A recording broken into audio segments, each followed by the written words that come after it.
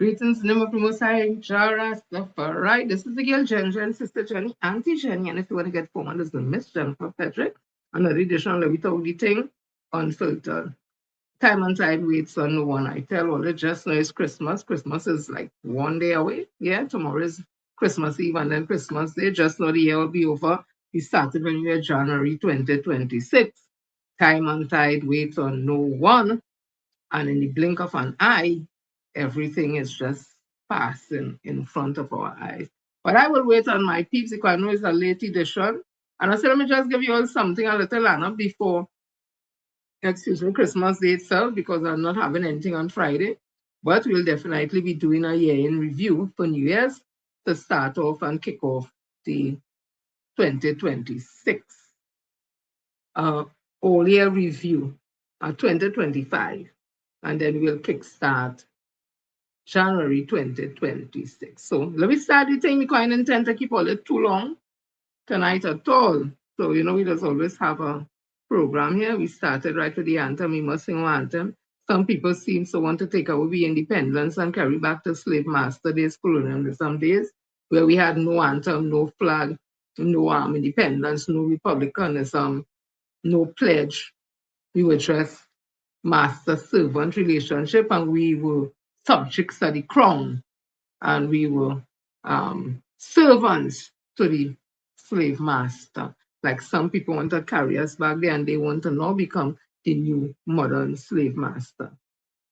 Ain't that something? And it tells about some persons, the insecurity and low self-esteem, that they don't feel good about themselves, so they want everybody else to feel like they do, because they suffer from inferiority complex that they mask with superiority, right? Pretending that they're better than everybody else when inside they don't feel adequate. And not that people making them feel inadequate, they themselves don't feel adequate enough. And because of that, when they get position and they get power, they have money, they are very abusive, most of them. So let me start the answer.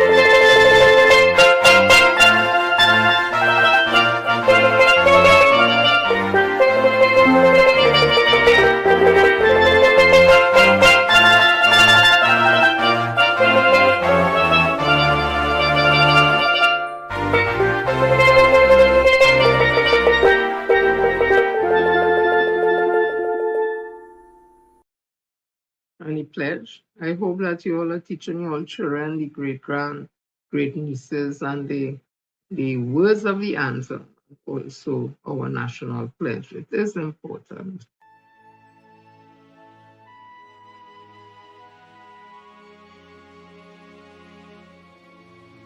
I solemnly pledge to dedicate my life to the service of my God and my country. I will honor my parents, my teachers, my leaders, and my elders, and those in authority. I will be clean and honest in all my thoughts, my words, and my deeds. I will strive in everything I do to work together with my fellow men of every creed and race for the greater happiness of all and the honor and glory of my country.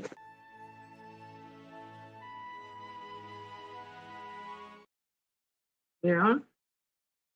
So let's start. Just bring you just a little something to put a smile on your face. You know, we always do something, whether it's historical, whether it's news of historical news, Black history, or just something to make you smile. So look at this.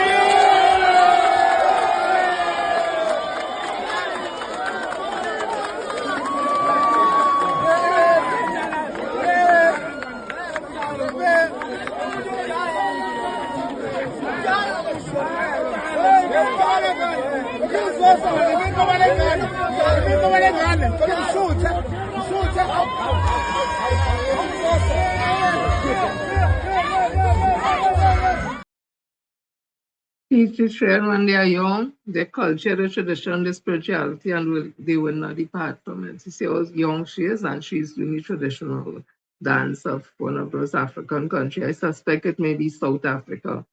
I also saw this and it brought a little joy to my eyes. I know people are accustomed playing these things and all that, but this one was really nice. You know, we always give the fathers sometime a hard time. So look at this, and for those fathers who are out there seeing about their children, whether it is theirs biologically or not, hats off to you. Because some people get into relationship where they're already children there and they take care of those children as if it was their own. And then there are some who find themselves in situations they thought that the child was theirs, and then whatever court issues, all that, they realize it's not, and they continue still loving and seeing about that child. And then there are the fathers, biological fathers, who are also in the homes, taking care of the kids. Hats off to you. So just watch this with me. I found it so sweet. When I find myself in times of trouble, Mother Mary comes to me, speaking words of wisdom, let it be. And in my hour of darkness, she is standing right in front of me, speaking words of wisdom, let it be.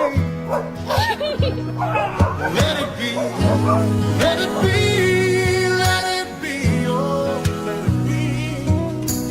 Whisper words of wisdom, let it be.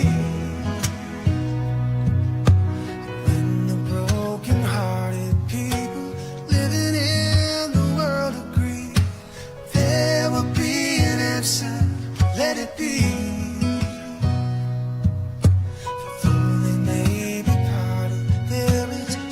Chance that they will see, there will be an answer, let it be. Let it be, let it be, let it be, oh, let it be. There will be an answer, let it be. Let it be, let it be, let it be, oh, let it be. Whisper words of wisdom, let it be.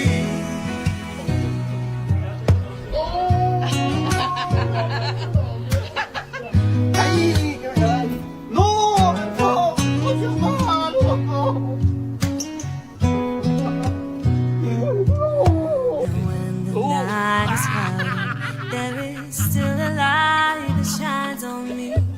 Shine until tomorrow, let it be. I wake up to the sound of music. Mother Mary comes to me, speaking words of wisdom, let it be. Oh, let it be, let it be, let it be, oh, let it be. So words of wisdom, let it be. So the fathers who can elicit that type of emotion or that type of greeting from their sons, hats off to you. So let us continue with this thing. So there's so much happening that we must be aware of, even in these joyous times. We still have to be aware of what's happening. So, you know, the election is on for the THA January the 12th, 2026. So campaigning is happening and meetings is going on and all that. I think they're taking a break from tonight till after Christmas, if I'm not mistaken. And Tobagonians have a lot to think about when they go to the polls, and I hope that they don't just vote off emotions, but sit down and seriously look at the issues that confront them and see who is the best person, leader, or team to take them forward. I hope they really do that and that they get the results that they are looking for. So while all that is happening, I saw in the garden, excuse me, just a minute.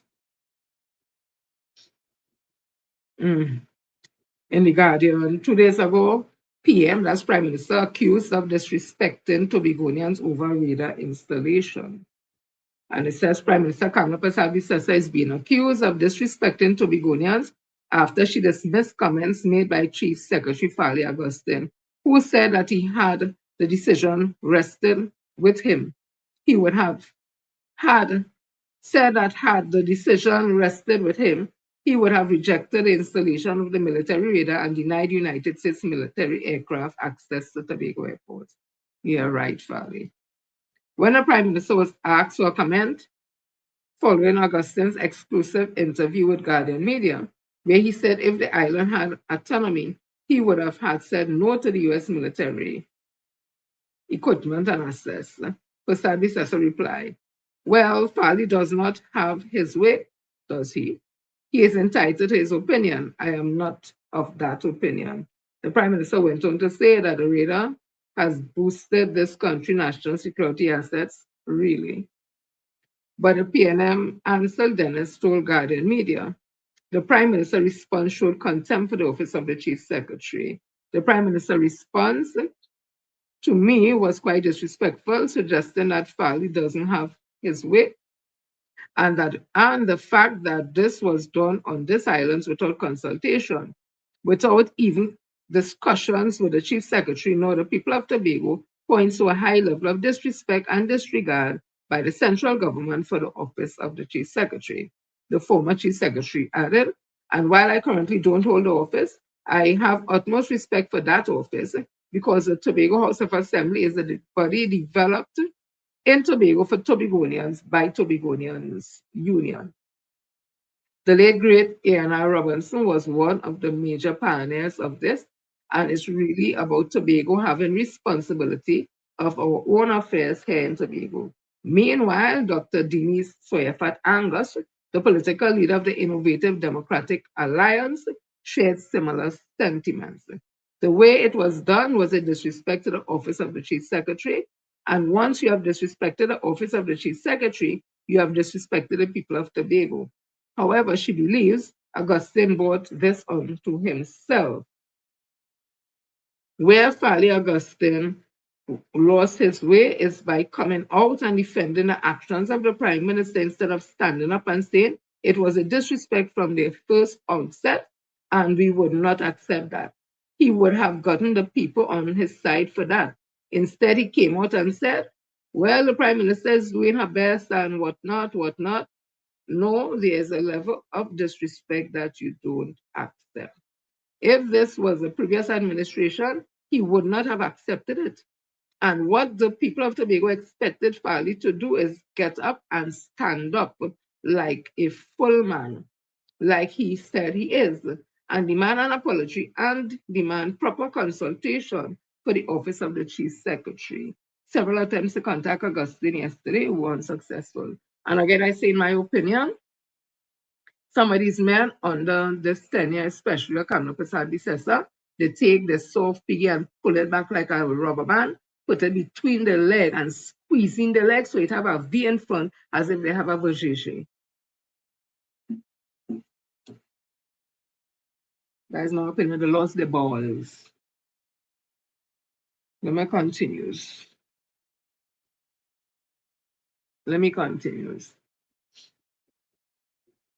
So Fali Chavez Augustine is saying now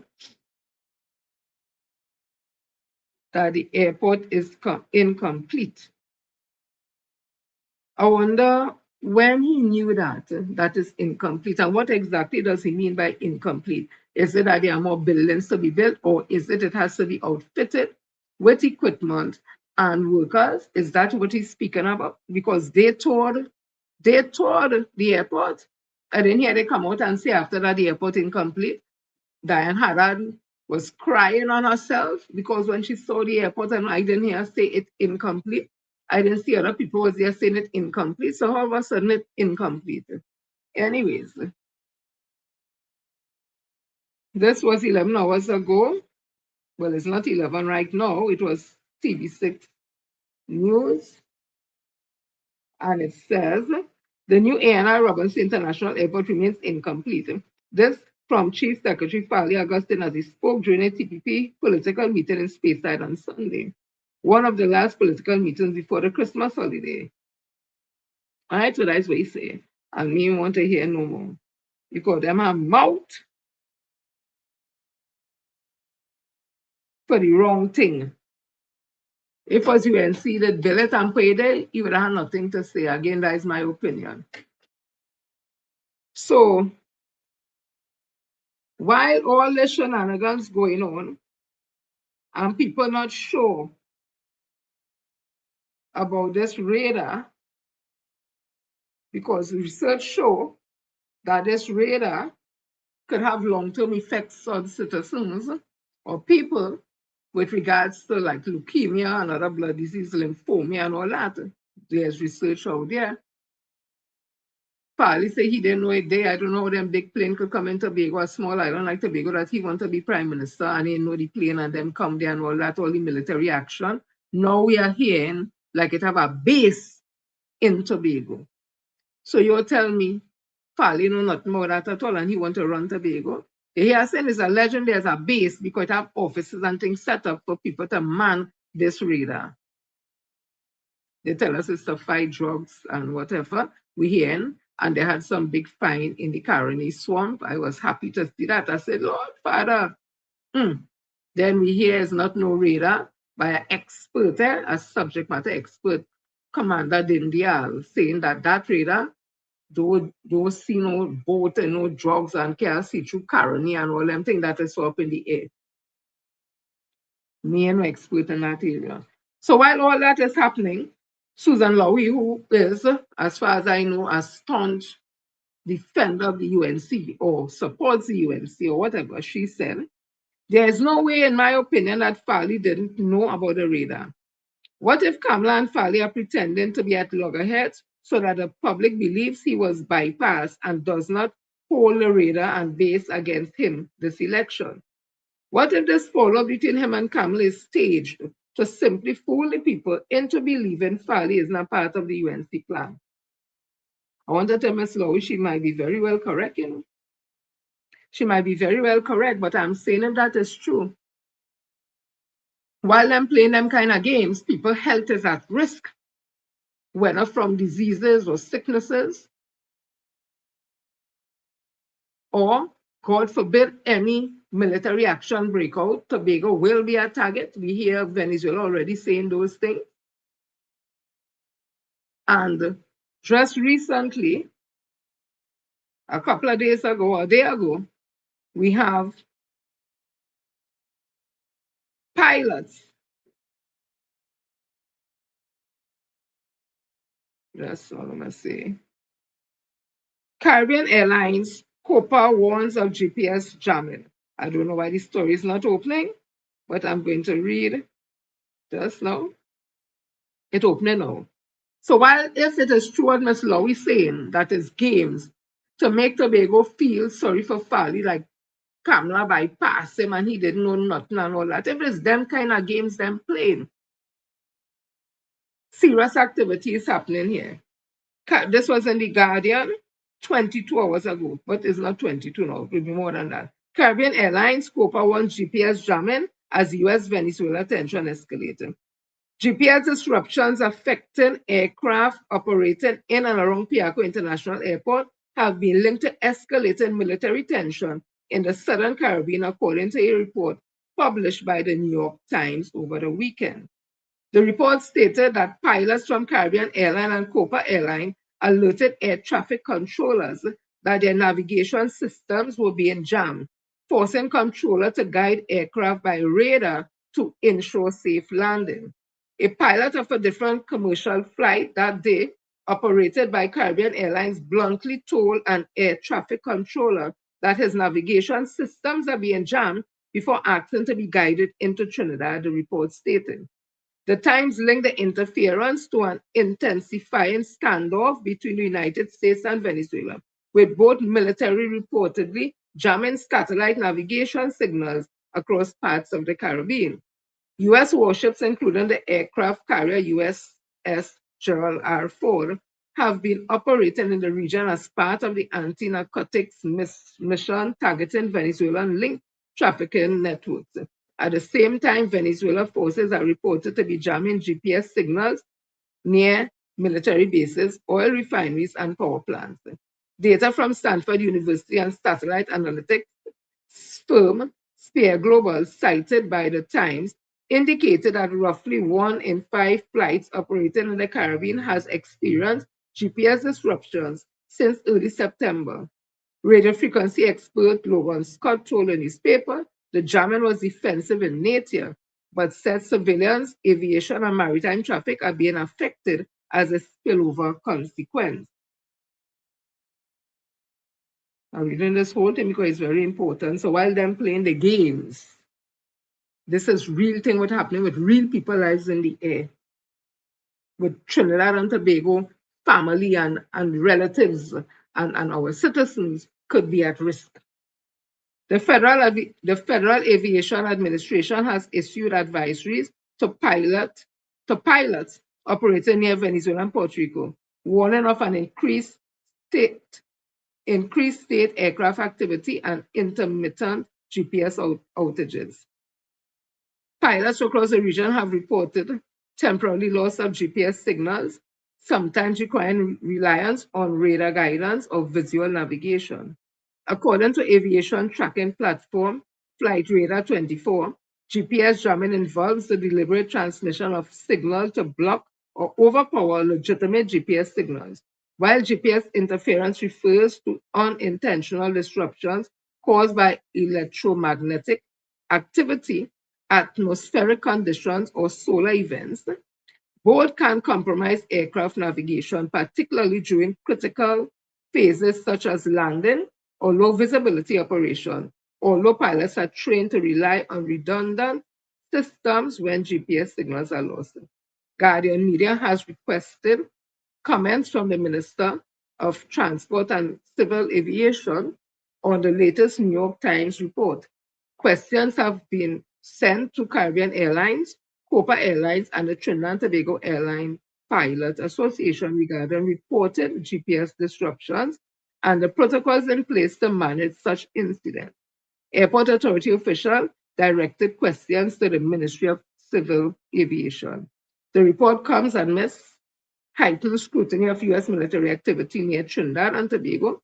The Times also disclosed that multiple U.S. military drones were detected flying above and around TNT in October, including at least one flight directly over the country.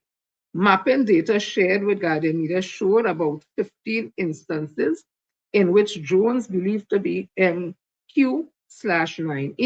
Reapers traveled within TNT airspace, at times approaching the maritime border with Venezuela.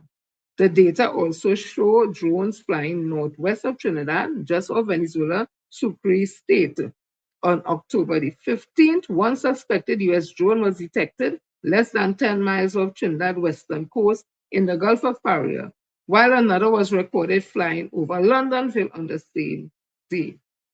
Following those revelations, Guardian Media submitted Freedom of Information requests to the Ministry of Transport and Civil Aviation seeking air traffic control transcripts, flight logs, and records relating to foreign military aircraft operating in Trinidad and Tobago airspace between October the 1st and the 31st.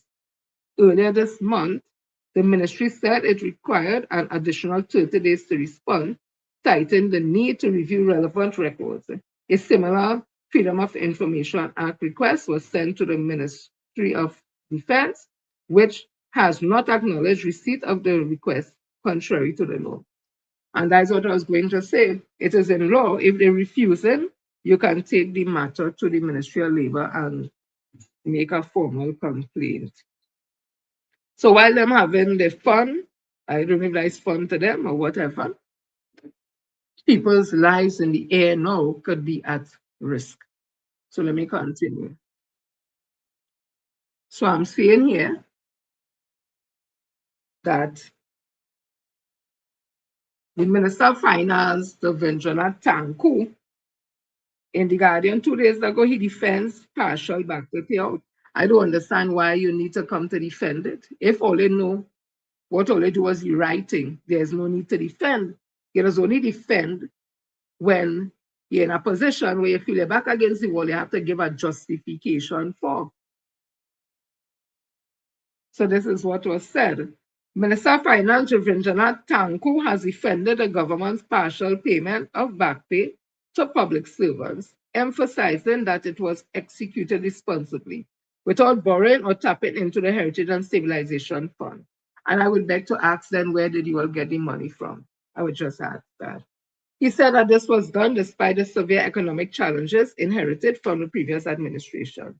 And I want to ask him what economic challenges that were inherited from the last administration, because Moody's, Standard & Poor's, and the IMF give this country positive ratings under the last administration. So it means to say whatever economic plan they had and whatever they were doing, there was growth projected, and it was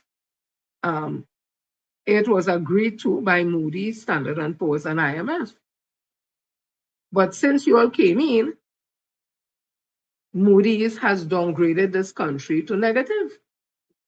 So it means to say, well, and then we had a situation in this country where public officers were being paid, nobody wasn't laid out, CPEP workers were working 10,500 of them, reforestation workers was working over thousands of them, URP workers were working over 1,000 of them, contracted workers were working much thousand of them in HTC and from WASTA and from all the other places. So I don't understand what you're speaking about, the Vinjana Tanku, that the last administration left this country in some type of economic challenge. It probably is because you and the UNC government cannot manage. And then PNM does make leadership and managing this country looks easy. So probably because you don't have the experience, you don't have the ability to manage. That's why you're saying, because everything was running smooth. FETs was selling out, Ting and Dotty, all the FET and them, all them QRC and St. Mary's, and groceries was billing, groceries selling out, cars selling out. People was walking, laughing, drinking, eating. Beer was cheap, alcohol was cheap. And the country was running. They gave all of the country to run, so they run it now. So let me continue.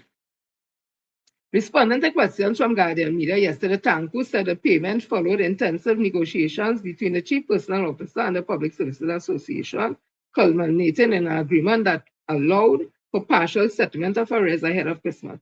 And I want to say, as a subject matter expert, there was no intense negotiations going on between the CPO and PSA, in my opinion. It was a political favor and payback that had to be pushed forward, in my opinion, to make sure that some type of money was paid, because then public officers could be up in arms against Felicia Thomas and this government. There was no intense negotiation. That is not how you negotiate. That is not negotiation. Because up to now, we don't know how much is the whole of this partial payment. If you give a partial, you have to know how much is the whole. How much is the whole?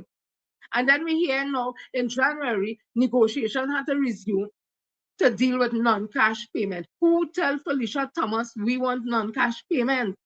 Who tell her the retirees want non-cash payment? And if it was intense negotiation, then she would have introduced, again, I'm giving my expert opinion, she would have introduced into that memorandum of agreement in front of the CPO that the RHA nurses and RHA salaried employee monthly paid entitled also to the partial payment. That would have been intense negotiation, because you had to show why they entitled, you had to bring the document, all that. But that didn't happen. So what intense? All that happened, a political favor was payback. And they had to rush it, because she must tell them, oh God, if they didn't do it, what's going to happen? And she must see they cry and all kind of things, so they rush and do it. So why so intense in that? And right now, I hear people say she hiding. She just coming, the guy would have said, she just coming out of party and shake so. And like she tape up she whole body, come, you know, she lost all that weight, all she hip gone, everything. I don't know, she wrapped herself in cellophane. I don't know what it is, whatever it is. My home girl looking like a beanstalk now. All in the parties for UNC, like him, she said, but can't meet with members, can't meet with the retirees, can't meet with RHA workers, can't meet to talk to general council, can't meet to talk to conference of delegate, can't meet to talk to workers for them to find out, okay, we get 20,000, 10,000, 4,000 partial, how much more we have to get? What is the non-cash payment you're talking about? We never agreed on another. He noted that once negotiations were concluded, the government faced an immediate challenge of identifying hundreds of millions of dollars to honor the agreement within a matter of days. Finding the funds to meet a partial back pay before Christmas was extremely challenging, given the financial crisis that the former government left this country in. And in my opinion, with all due respect, you're talking bullshit. Minister of Finance, real bullshit. He pointed to reduced revenue streams, which he attributed to the sabotage of the Board of Inland Revenue and Customs and Excise, massive local and foreign debt, and billions of dollars in unpaid bills owed to contractors and suppliers. Is all they fight on the TTRA bill, that all revenues could be collected by XYZ. All they fight on every initiative that the government, the former government, put in place and wanted to put in place. Always stop the property tax. The property tax was a way that all corporations could have had their own money and use that money to deal with the burgesses in that corporation. Always stop all them things. Always stop all revenue streams. So when you come in, if you stop all that, we expect to get money from now. The finance minister explained that administration was determined to respect the collective agreement process while ensuring that payments did not compromise the country's financial stability. And why I'm reading no more, as I keep saying again, that was not negotiations. That was a political favor being paid by, because Felicia Thomas was campaigning for the UNC and she was going to officers, public officers' offices, to tell them to vote for UNC. They will get 10%, the starting point negotiation at 10%. So because the UNC win, again, I'm giving an expert opinion, UNC win, they had to pay back. They had to get something. That's why they couldn't pay all the back pay. They had to pay partial to some public officers. Not all public officers, to some public officers. So I leave it that right there. That's why he had to defend the payment. Because people talking and people not pleased. So he went and said, no,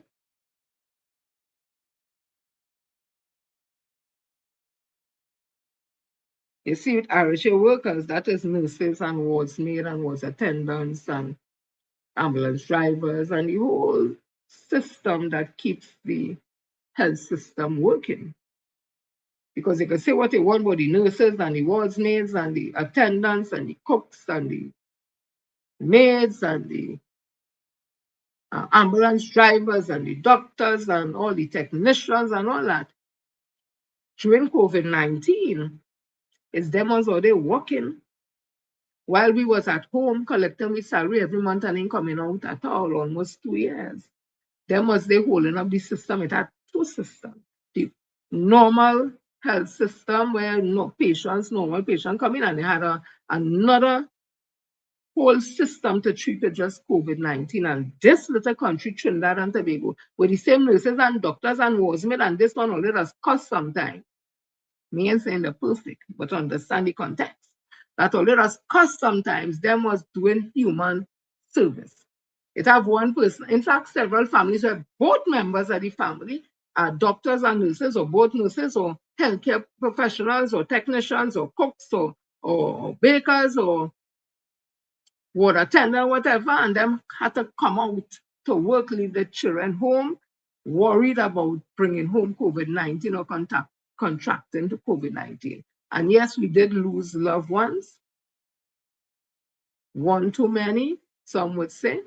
But when you look in context of other countries, we still have to thank God and thank our medical professionals, and also the World Health Organization praised Little Trinidad and Tobago for the way how they would have utilized on Dr. K. Christopher Rowley using science when we didn't have any injections at the time in terms of the using a face mask, the sanitizing, cutting on crowds, and that kind of thing, yeah? So the healthcare workers deserve the money because it is written that they're entitled to it. And I read that last time when I had my show. So this is what the Minister of Finance had to say. This was in TTT News, December the 20th. The remaining outstanding arrests to be paid to public servants or the Public Service Association members will be settled in the new in accordance with the law. And I'm trying to understand now. He's saying the remaining outstanding arrears, meaning that this partial payment that we get, we're going to get the rest of the arrears. Arrears is not non-cash payments.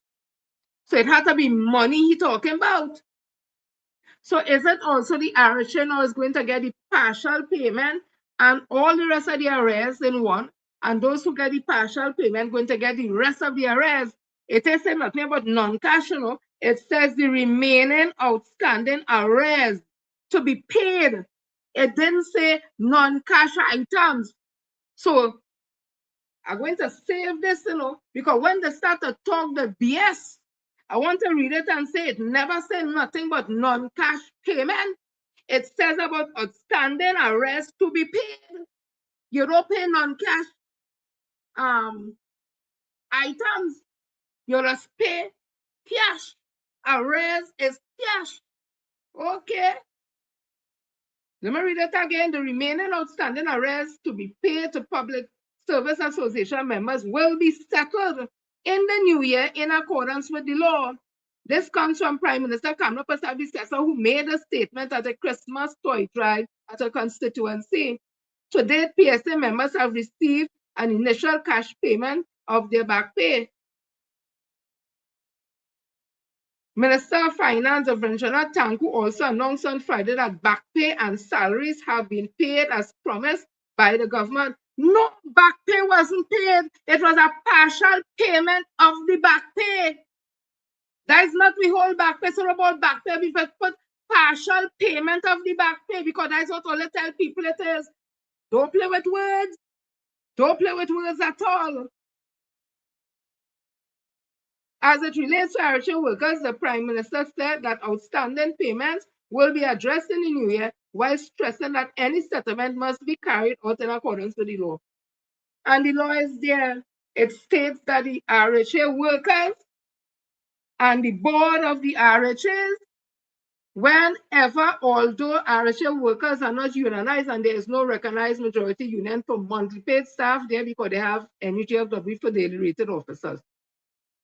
Anything that the CPO and the PSS settled for public officers, any public service, RHA workers have to get it, and any arrears and any increase in salaries. So it is there. Don't try that now.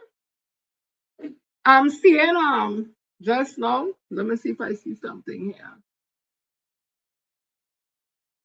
Let me just play so because I like although I read, I like people to also listen and look because I be learning different ways. The remaining outstanding arrears to be paid to the Public Services Association PSA members will be settled in the new year in accordance with the law. This from Prime Minister Kamla Prasad Bisesa, who made a statement at a Christmas toy drive at her constituency office.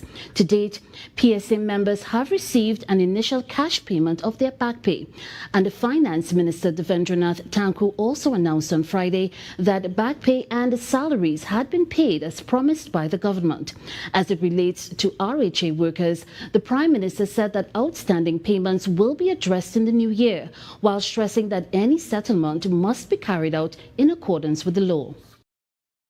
Okay, so I read it. Look the same again. I want to tell them union leaders and them, most of them, not all of them, some of them, especially Felicia Thomas, who people say she hiding now. You need to take a page from the President General or Secretary of Communication Workers Union. I think she name is something O'Gare. Take a page from Chibukan, Miss Lady. I hope you remain like that and you ain't just bubble back down. I hope you remain like that and stand up and fight for your workers and them, your members and them who paying the money and paying your salary. I hope you remain like that. Felicia Thomas, you need to take a page from his, I think it's Joanne O'Gare book because you're a waste of time. So, Papa, yo, TSTT sent out this letter. It's on the stationery at TSTT. It's a reference number and thing. December the 19th, 2025, Joanne O'Gare, Secretary General, Communication Workers Union, 146 Henry Street, Port au Prince. It said, Dear Ms. O'Gare, the subject is Token of Appreciation for Bargaining Unit Staff. It says, the company wishes to advise that as part of its General Staff Appreciation Initiative, each of the employees in your bargaining units will receive a voucher redeemable at selected institution approved by the company. These vouchers will be issued by line managers on or before December the 24th, 2025.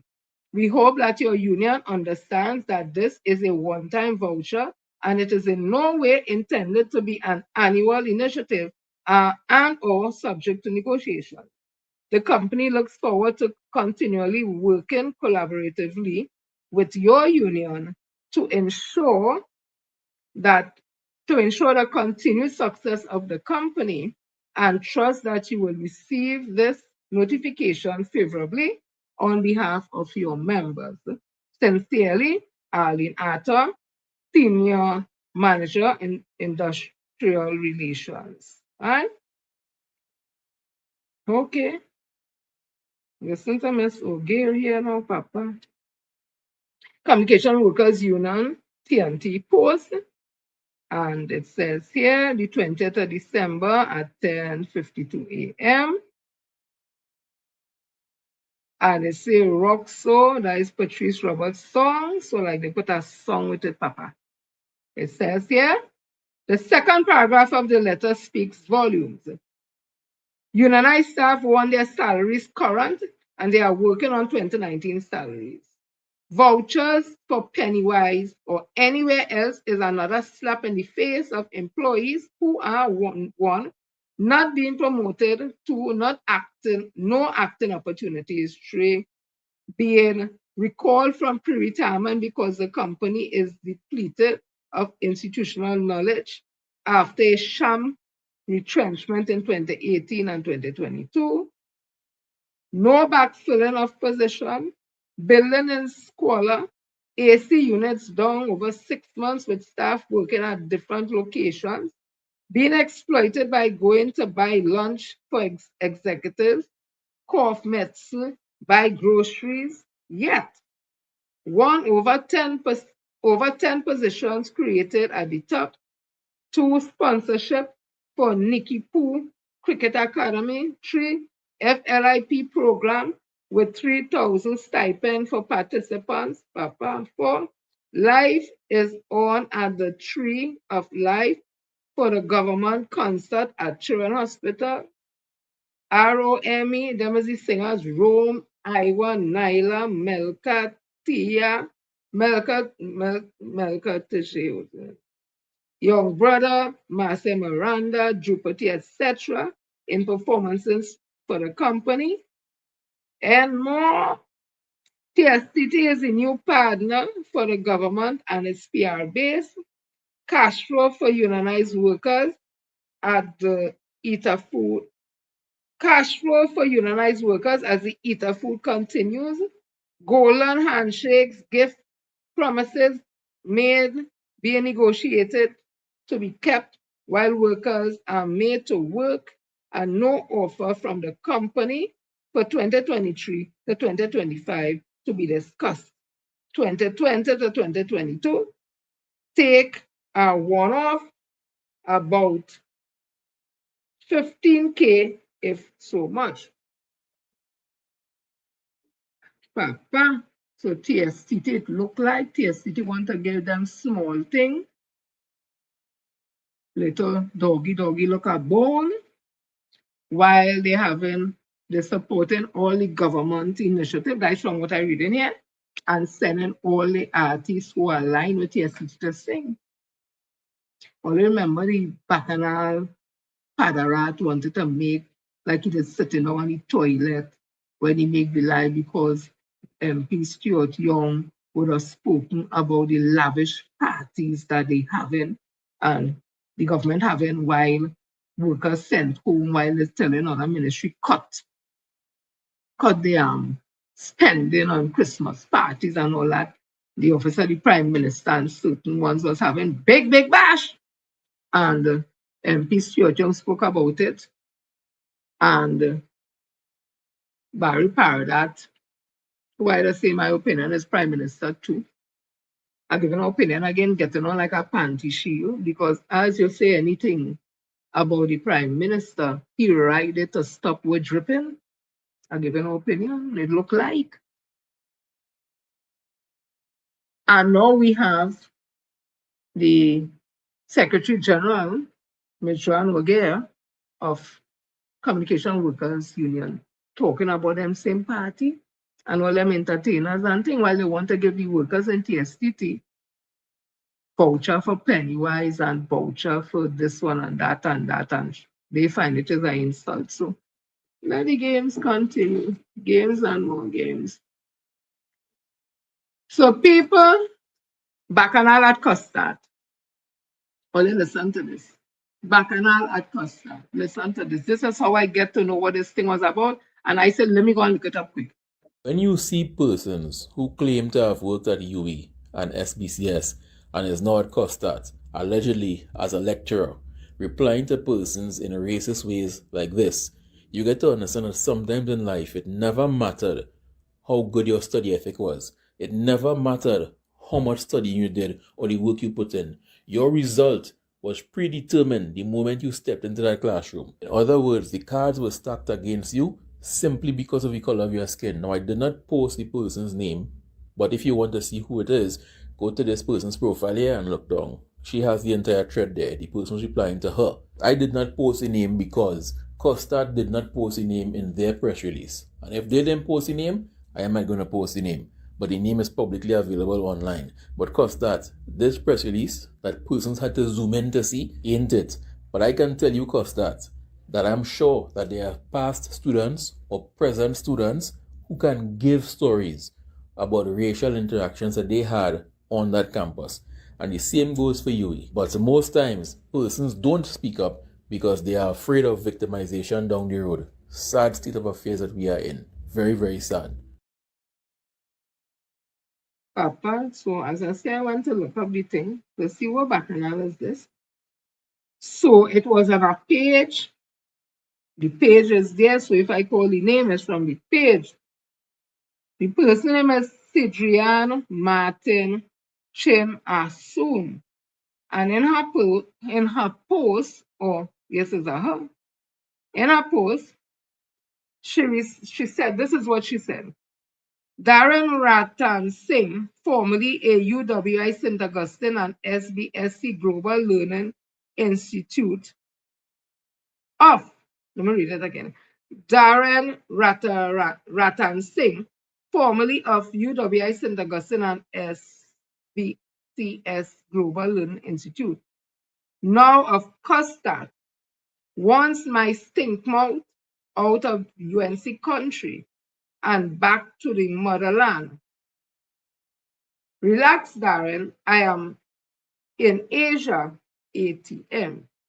Trinis, be careful. Things are getting awfully MAGA. Update. He doubles down in the comment to let us know that PNM will remain in opposition forever.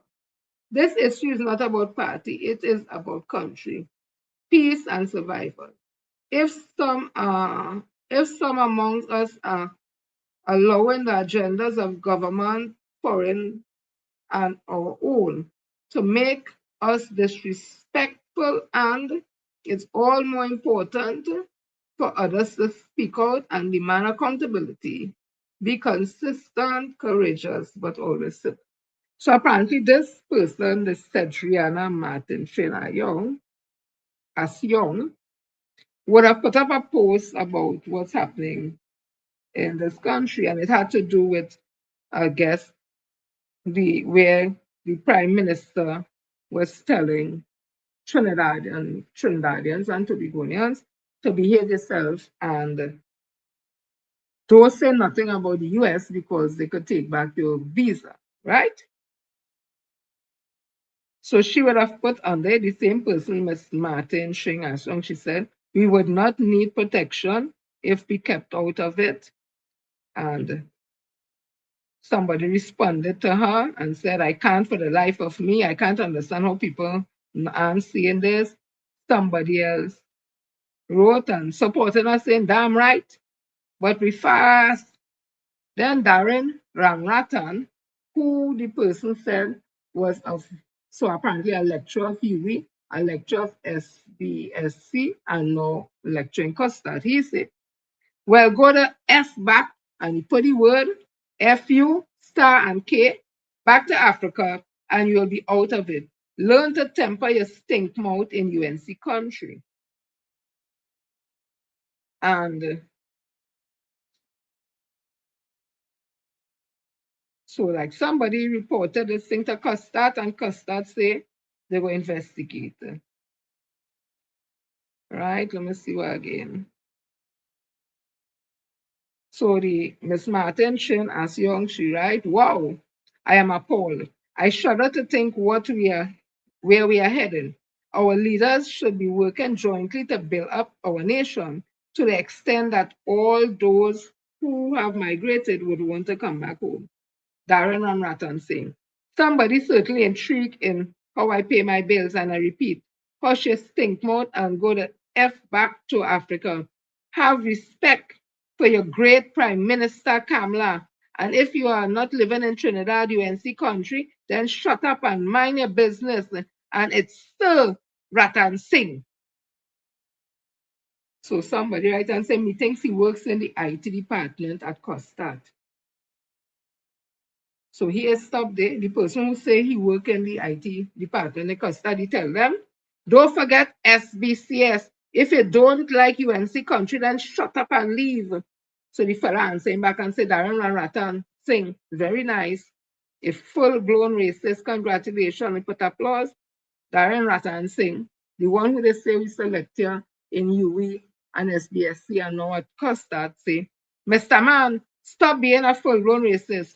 Have respect for your Prime Minister Kamala. PNM will remain in opposition forever. Now shut your blasted mouth.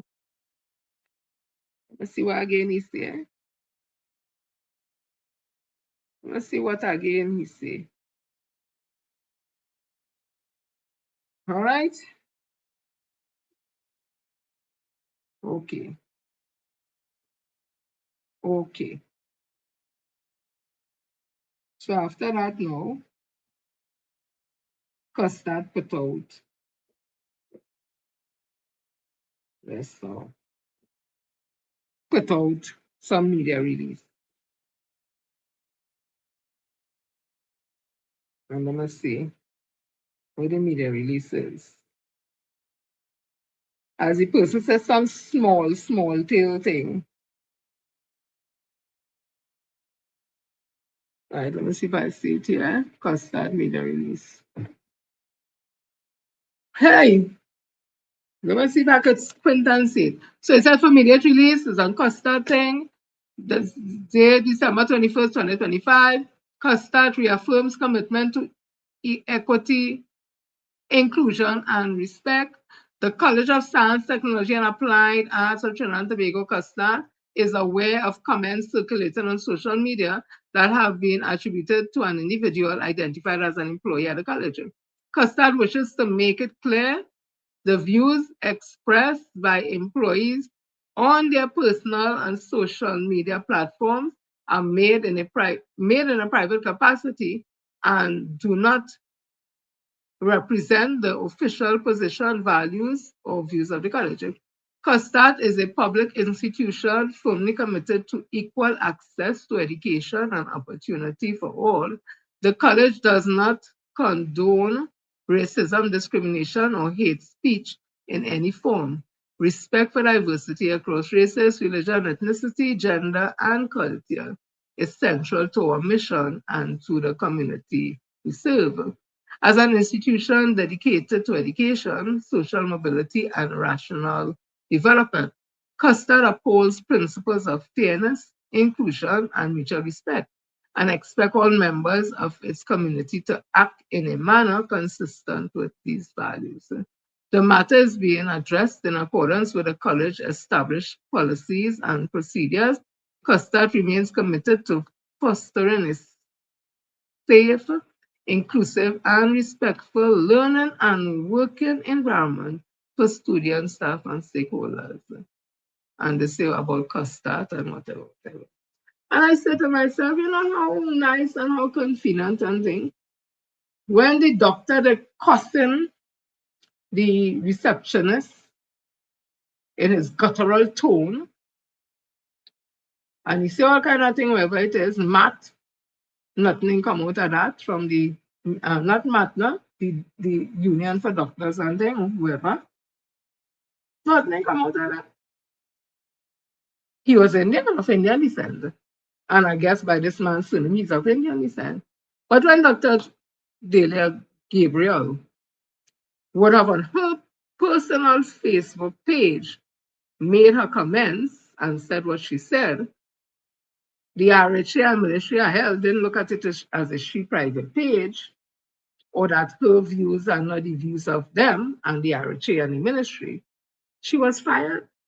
She had 1 more month to go in her internship to be licensed as a medical practitioner, and she was fired. She was fired. She sought advice, and we would have told her that she has a labor issue that should go to the industrial court because it was a labor situation. And eventually, apparently, she did take notice because I see now that coming out of that, judgment is going to be made in that case in January, and I have no doubt it would be in favor of Dr. Gabriel.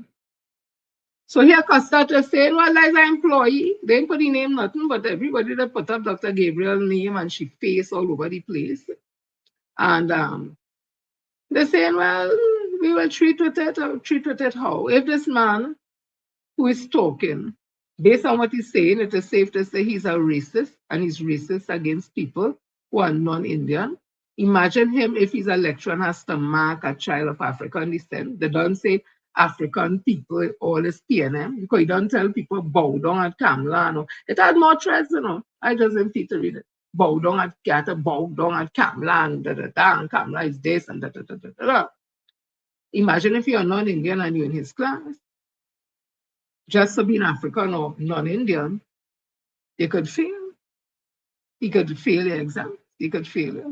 So Custard is comfortable with that. Well, if it was African to do it, I'm 99% sure Custard's response would not be so mild-mannered and all that. That is my opinion. So let me continue.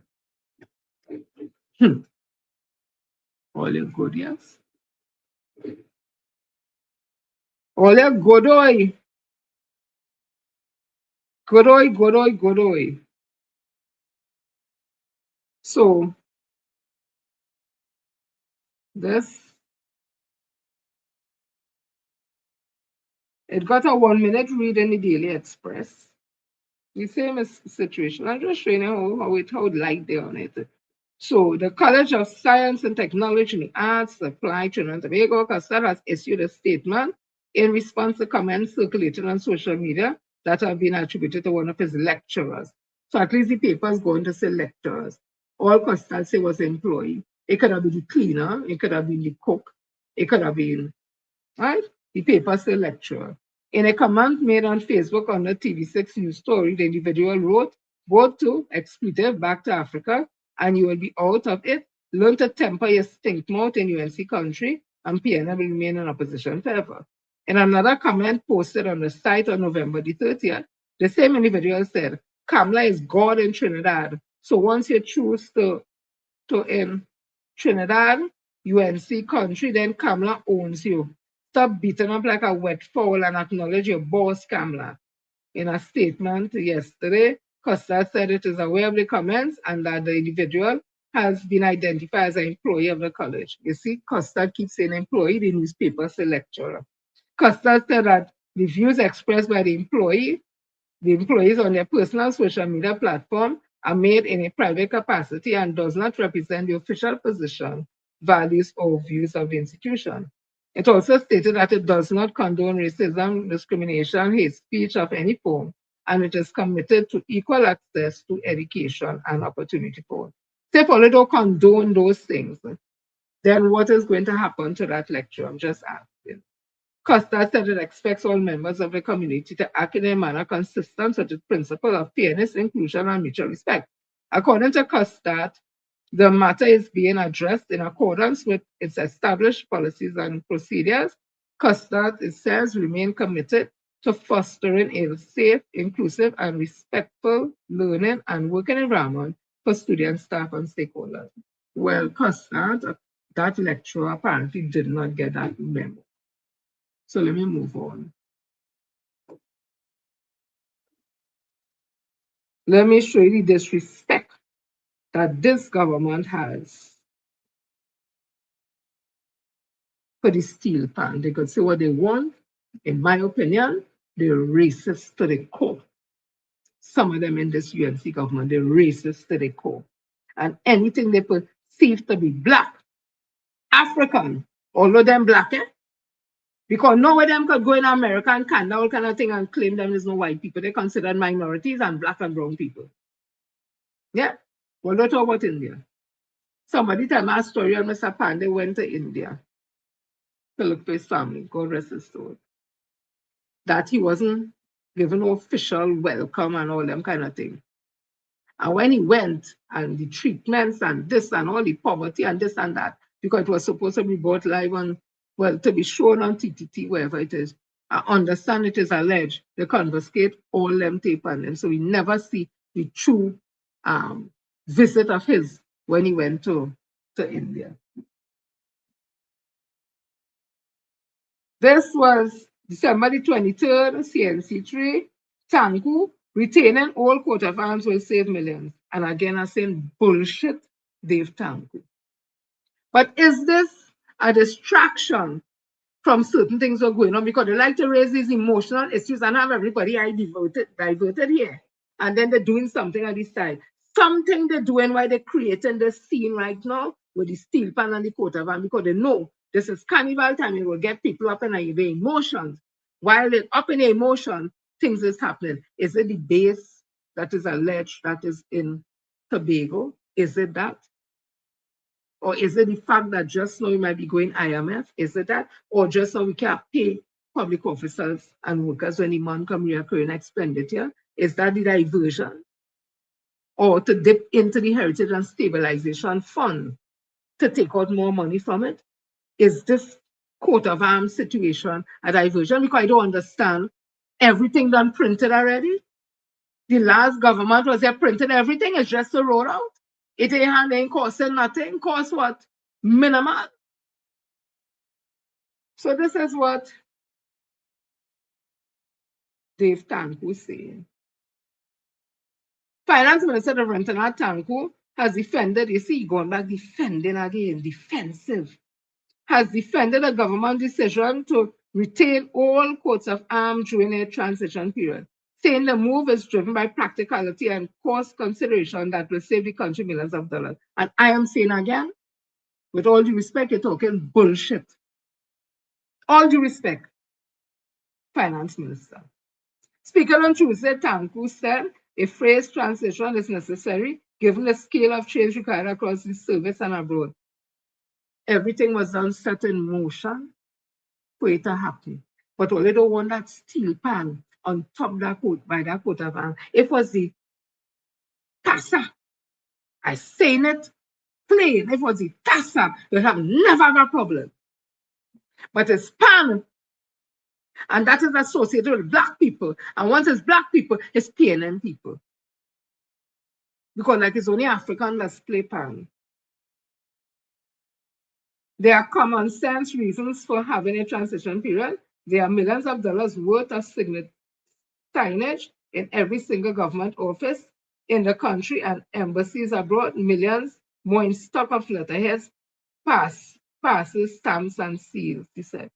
The thing was to let what's in the system already go through the system and then use the new one. Ain't no common sense. That is a common sense thinking. You use all the old ones and then bring in the new one. And those things, I'm sure, in my opinion, was already there to be. And that would have been the transition from the old one to the new one. But it's the pan. I give in my opinion, it's the pan. The one, let me tell you, hey, let me continue a little more reading, and that is it. He added that the replacement process extends beyond printed material to national currency. All currencies has to be changed, including coins, having to be minted. Obviously, a transition is practical so that the old is replaced over time with the new. This is absolutely nothing understandable. Yes, it is. Yes, it is.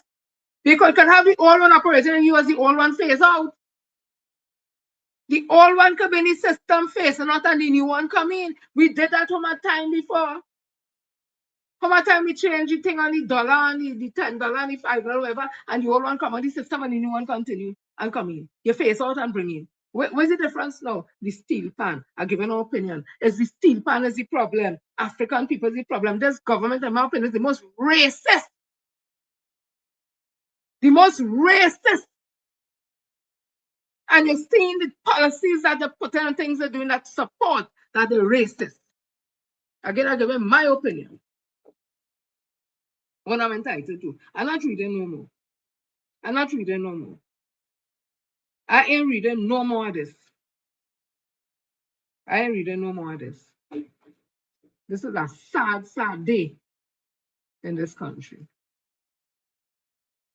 Sad, sad, sad, sad day in this country.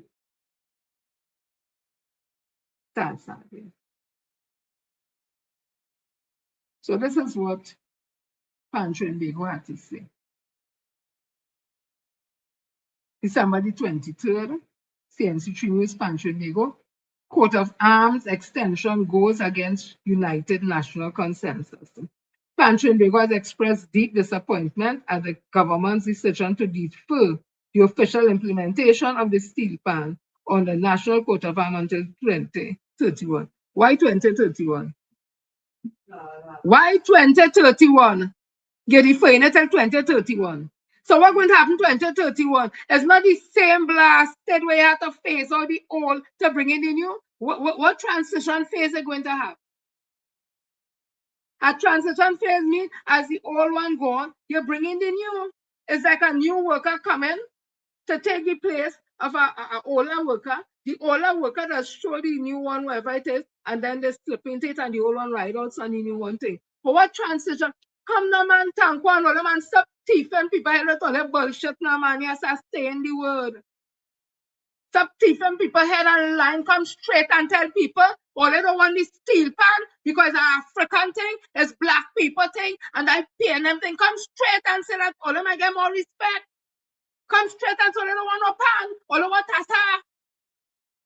Instead of all this stupid talk and tell me about transition until 2030, 2031 and all that. What I feel everybody's stupid around.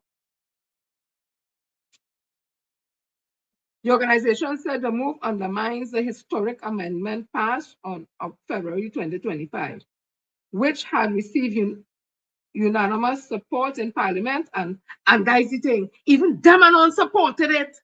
So we're fighting it now for. Or they cut funding from steel pan.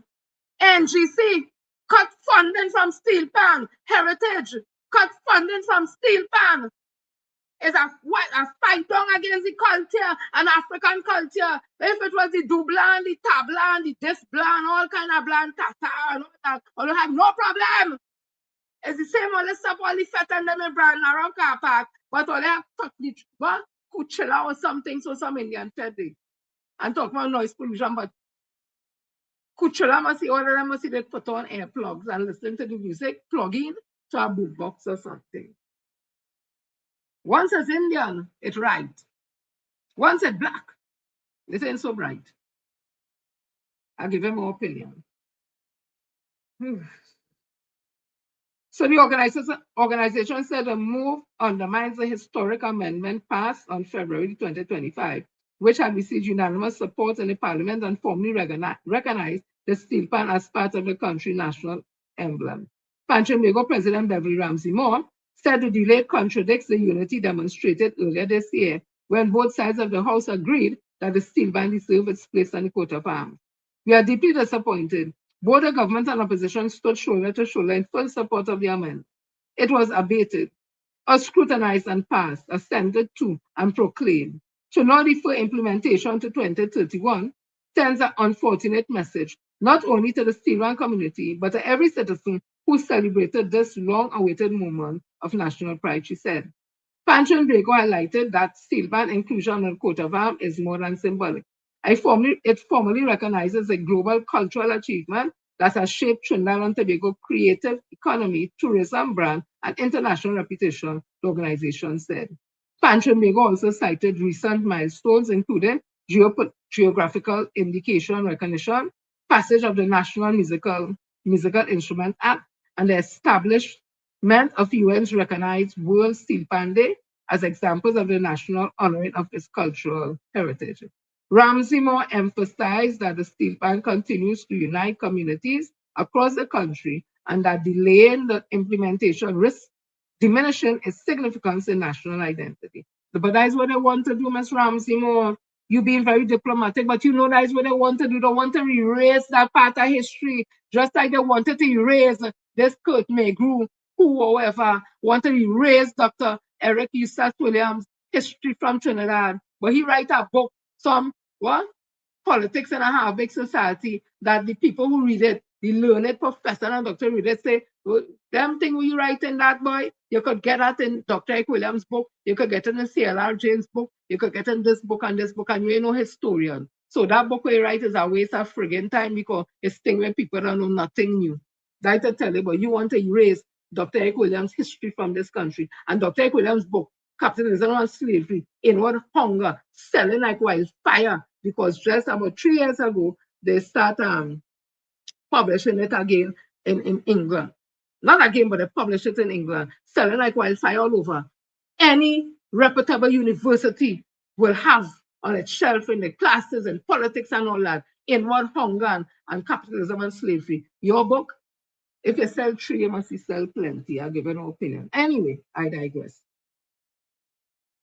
Delaying implementation to 2031 is not an alignment with the spirit of unity and progress demonstrated when the bill was unanimously passed, Ramsey Moore said. Ms. Moore telling you again, they just do that to make people feel the thing because they know you're going to make it look favorable. But once them in have time with that. That black people thing. That is black people thing. I'm seeing this here. It said by Stuart Arion. Tell Dave Tanko that if he really wants to save costs, don't gaslight us, the citizens, and block the pan from the coat of arms. Instead, stop Kamala Persad-Bissessar and her ministers from throwing expensive parties and spending money on all their entourages running behind them. Right? This was the 23rd of the 12th, 2025. So that was from Stuart Richard Young. Now I tell you to come out and talk the truth. But this is Listen to what the mayor of Diego Martin would have said about that whole situation. She said, let's stop pretending this is coincidence. Under UNC, the steel band will not make it onto our coat of arms, not because it lacks merit, not because it isn't foundational to who we are, but because it is too African, too black, too rooted in history. They are clearly uncomfortable on him. Thank you, Mr. Keeler Glasgow Warner, for talking it because Miss Ramsey Moore had to kind of, think down. I could understand that, darling. But thank you, Miss Akila. The steel band was born here and claimed by the world, yet at home it is treated with scorn by this government. From the cancellation of the sponsorship of many bands to panists no longer being called to perform at official events, and now this deliberate exclusion from the coat of arms. How sad. What you are seeing is a nasty mix of hate and cowardice from the UNC, rage baiting the population, disrespecting cultural symbols, and then standing back as if the outrage appeared out of thin air. Their style of politics is to poke wounds and then mock the bleeding. In the upcoming weeks, they will throw some events and have the most African of Africans play the pan to soften the blow. However, do not be fooled. When a government can ease or can erase a people's legacy so casually, it is not just insulting, it is dangerous. Thank you, Ms. Akila Glasgow. And this is what Member of Parliament for Port of Spain North St. Anne's West had to say, because there's a whole circular, Let me read the circular. The National Emblems of Trinidad and Tobago Regulation Amendment Act 2025 orders made by the Minister under Section 5.2 of the National Emblems of Trinidad and Tobago Regulation Amendment Act. The National Emblems of Trinidad and Tobago Regulation and Look at the area that was highlighted when MP Sturgeon put it, said the former coat of arms may be used until the 2nd of January 2031. So he said, whereas the emblem of Trinidad and Tobago, and where Section 5.2 of the Amendment Act provides for that former coat of arms may be used until January 2026 or until such later time as the Minister may by the order. So apparently, it was to be used until January 2026. They now put it back, so we could use the old one, excuse me, until 2031. So this is what MP Sturgeon had to say. In yet another strike at our national instrument, the steel pan, this UNC government has, in the dark and without any transparency, issued an order delaying the adoption of the steel pan onto our coat of arms. Since May 2025, the UNC has instructed a cancellation of sponsorship for many steel pans throughout Trinidad and Tobago. This is a calculated policy being executed against PAN and all of its positives. The latest salvo by Kamala Persad-Bissessar and her government is to be seen alongside the recent policy edits, which were issued by prime ministerial tweets attacking carnival events, that is, cancellation of venues for use without consultation. And let us not forget the government's denial of sponsorship and increased alcohol prices. I condemn these decisions and action of the UNC and say without fear of contradiction that our sweet pan, our carnival culture, will survive as it is a movement of the people for the people. In continued service, Stuart Richard Young, SC, MP, December 23rd, 2025. I want to remind them of this. Ogundebele amiyu, ogundebele. Ogundebele amiyu, ogundebele. Adamande, adambangwele, ogundebele amiyu. Ogun clear the way for we, ogun clear the way. Ogun clear the way for we, ogun clear the way. Cutlass strike, iron clear the path, ogun clear the way for we. Ogundebele amiyu. Ogundebele, when the Sokis are listening. Ogundebele amiyu, Ogun bebele without mulina listen. Ogun bebele ami you. Ogun bebele Geraldine listen. Ogun bebele ami you. Ogun bebele. Kamala Prasad says listen because all you're attacking the steel pan. Ogun is your Risha. That has cleared the way in times of war.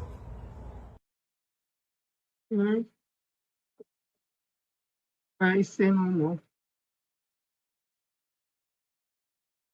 So I saw this little piece written by Mr. Lovell Francis. He was, I think, a lecturer at UWI, if I'm not mistaken, or still is, I'm not sure. I'm not sure if he's in the country, but that's another story. So he said before Japan, give them the pretext to enter war. Give them the pretext to enter World War II. These people up north had already signed an agreement with their future allies to fund their war efforts through a backdoor channel. They call it Lend-Lease, and it affects us here greatly. In the case of the former colonial country that controlled the East, the English-speaking islands, it meant giving up access to military bases in exchange for 50 warships. And by the admission of the providers, getting their hands on Trinidad was worth half of those ships. So unsurprisingly, 20 years after the war, they are still here. And people had to march up and down the place and make a set of bacchanal to get them out. Imperialists like to overstay welcome, and there are families and mostly Afro-descendants, ones that had their private land stolen by the colonial state, to set up those bases that never got that. I have never gotten them back. But today, crazy prime minister of this republic is telling us to put our fingers on our lips and be grateful for these people coming back to protect us from an enemy that she created in a bacchanal that she has put us in. So we might as well close down sentence because the inmates don't run in this asylum. Great Sunday, further peace, bless Lovell Francis. I see a piece here by Ms. Sunati Maharaj. It says dancing our fears away. I hope it is not too lengthy. This was December the 20th, Daily Express. 5 days before Christmas, and Donald Trump finds himself trapped between the immovable forces, that is Nicolas Maduro, and the unthinkable option of retreat. Already too much is at stake. With the fervor dream of hemispheric conquest tantalizingly within reach, the ideologues plotting global domination must believe that the only way forward is forward. And so the risk of war is now heightened even if the US president is not yet fully confident that the hatches are battened down securely, enough to protect his administration from a legal storm. Mission Move Maduro was never intended to drag on for so long. By the US military calculation, the array of firepower aimed at Caracas from the rim of Venezuela's territorial waters should have been enough to send Maduro fleeing since September. Instead, he's still there, and mockingly so. The other risk factor is Trump's attention span and his challenge of keeping him on message. Given enough time and mouth will open and Tory will jump out. It is exactly what happened on Wednesday when Trump blew apart the carefully crafted narco trafficking rationale for Operation Southern Spare, declaring, you remember they took all our energy rights, they took all of our oil not that long ago, and we want it back. They took it, they illegally took it. The cleanup job was left for his Secretary of State, Marco Rubio, who dedicated much of his time at the end of year news conference on Friday to trying to override the memory of Trump's words.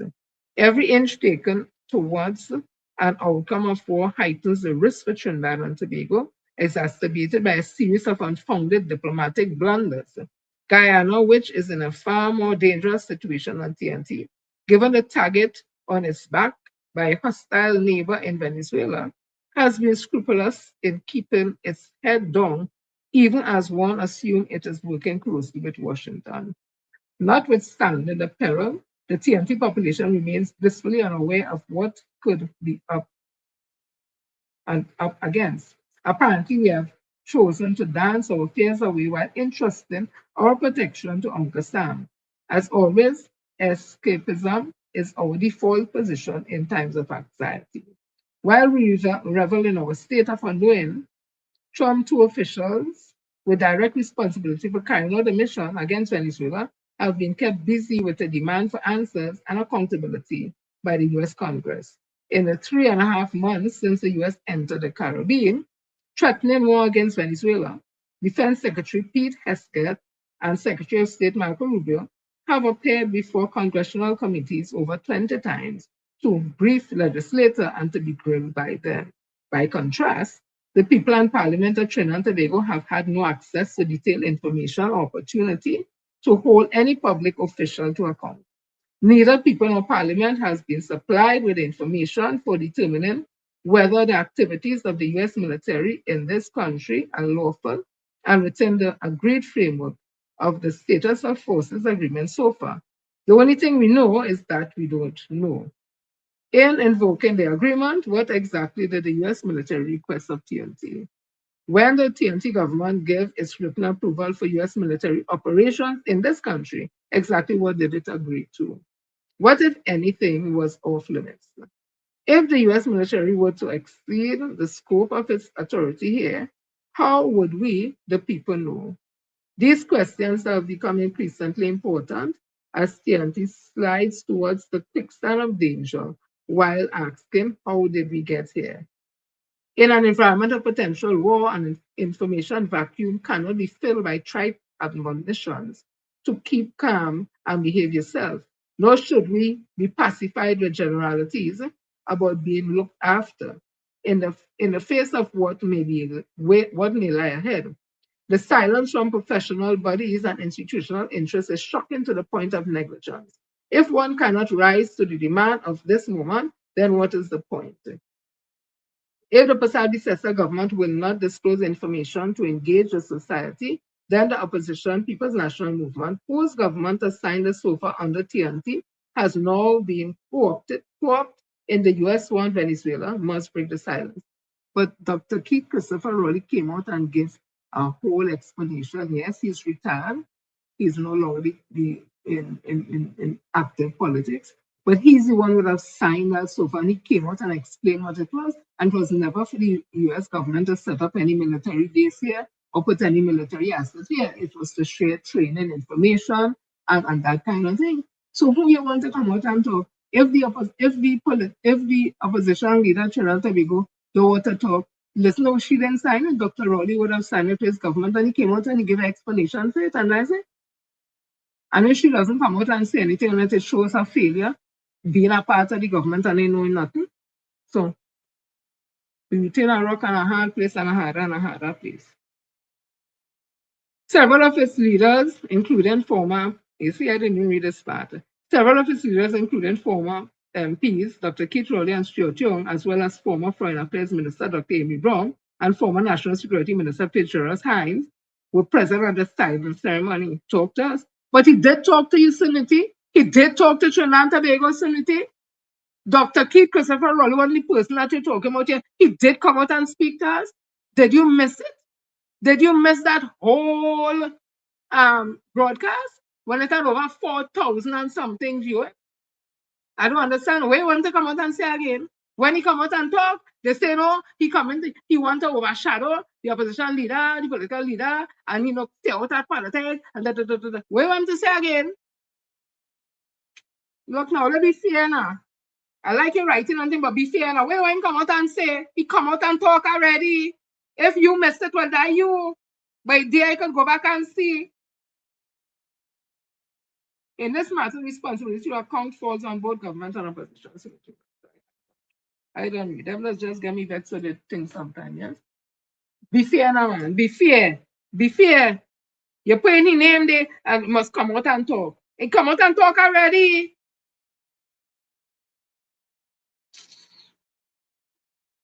This is Winford James. I ain't saying long on these things, huh? So Kamala Prasad, the assessor, is talking about CARICOM and how it's unreliable. Let me see how long this is because I read it on next long ass thing again.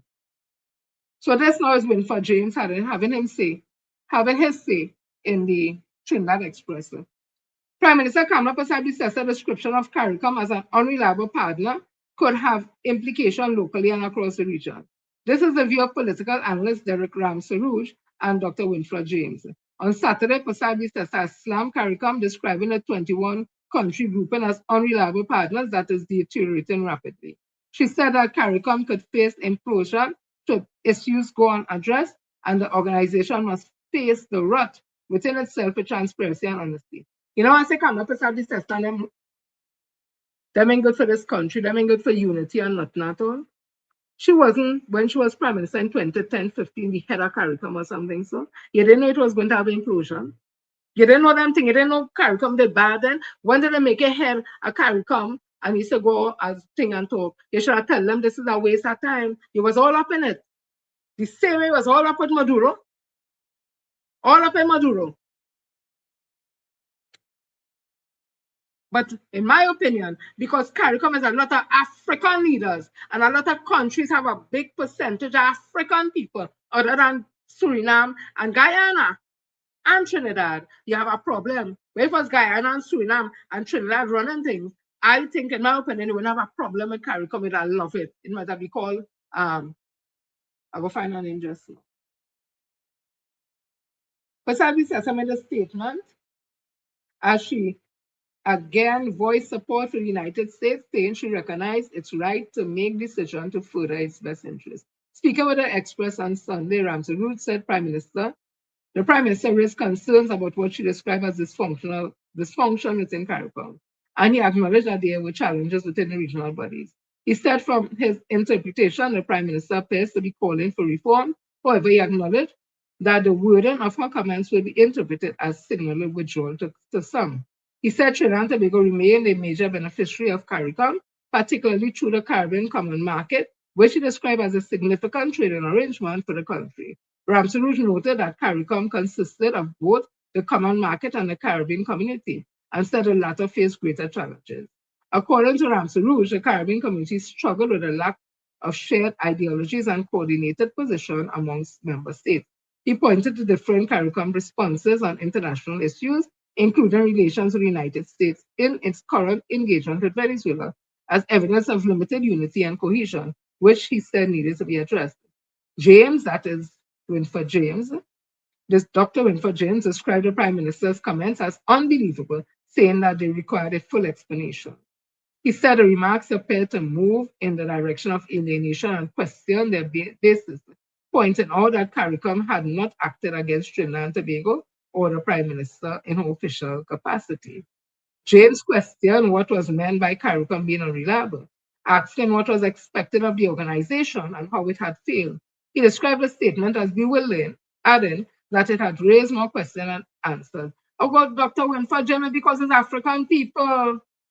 She's the same person saying she can't support the CCJ because they don't have enough Indian. Basically, that's what she was saying in layman terms.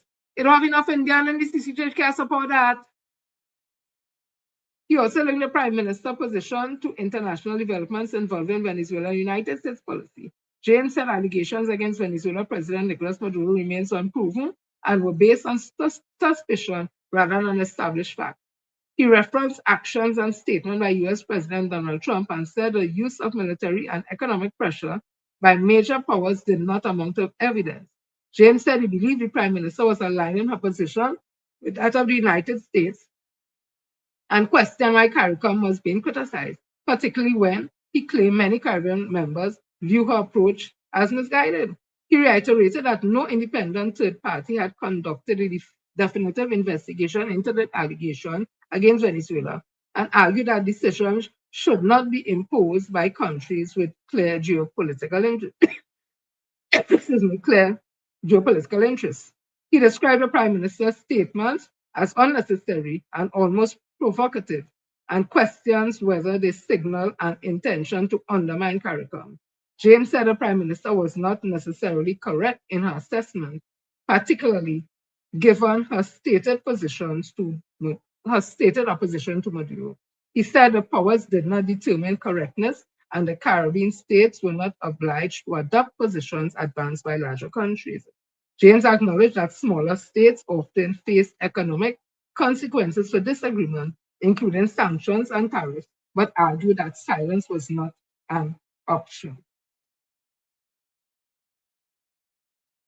So, she having a to and froing with the Prime Minister of Antigua Barbuda, who had come out and tell her, because I think she was saying something to the effects that because them talk out against America and American in down the Caribbean River, they've been denied American visa and who visa getting pulled back.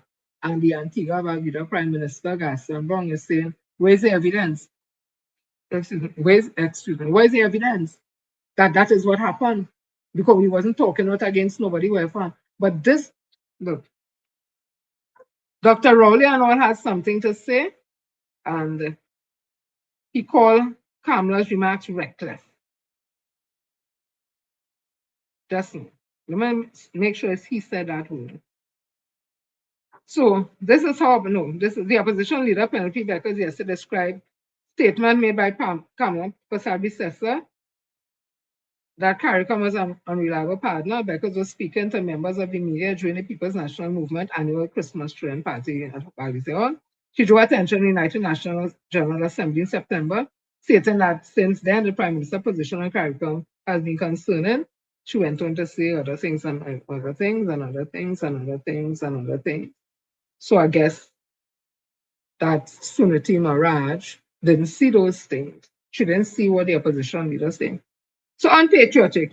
Persad-Bissessar was also criticized by former Prime Minister Dr. Keith Rowley for her comments on CARICOM.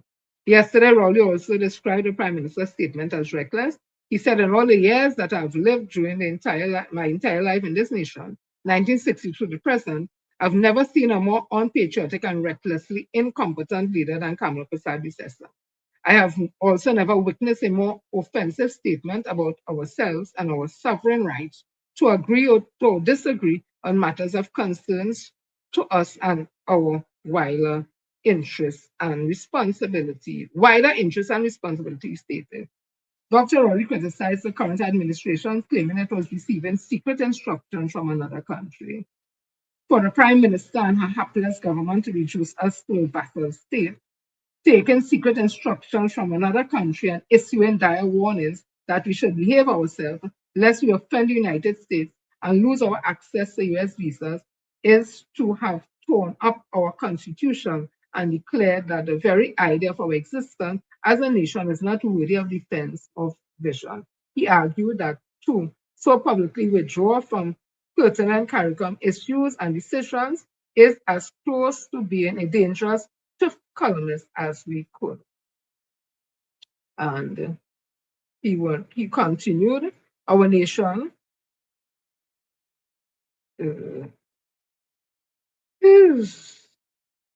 he argued that right.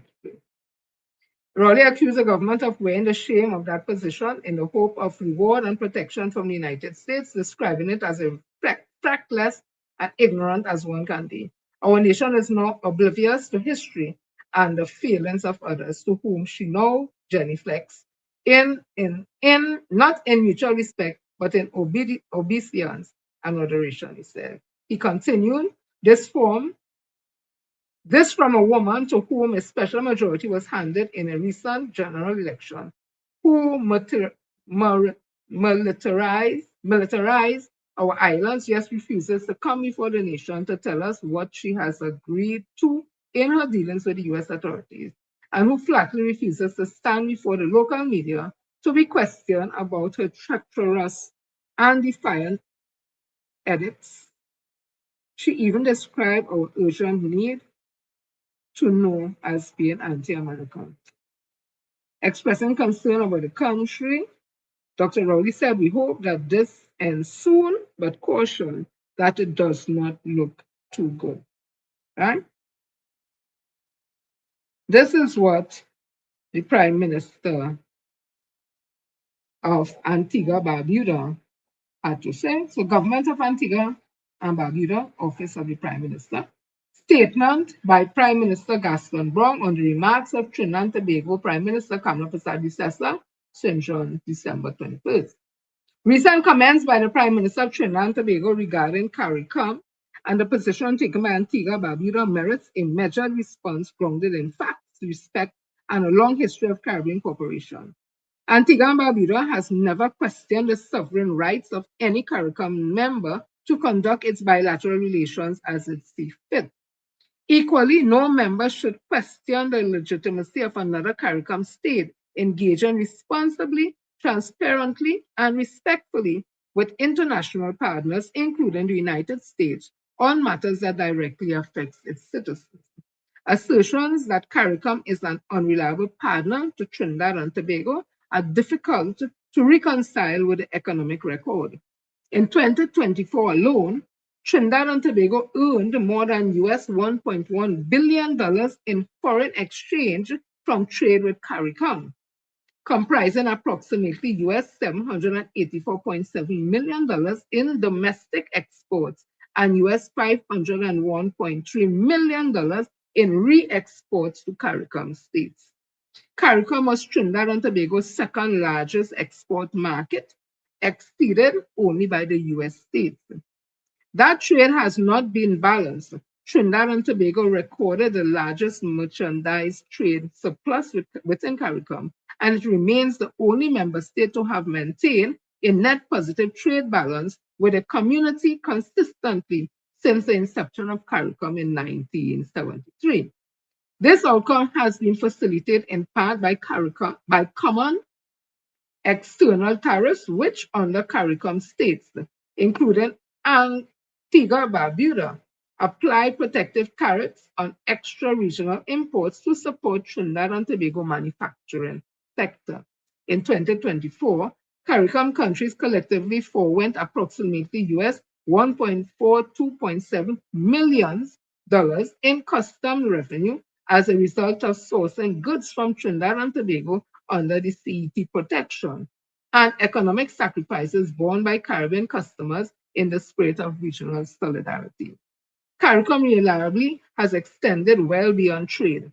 Trinidad and Tobago faces some of the highest levels of organized crime in the Caribbean, and regional cooperation through CARICOM security mechanism, intelligence sharing, and coordinated law enforcement initiative has been an essential pillar of the response.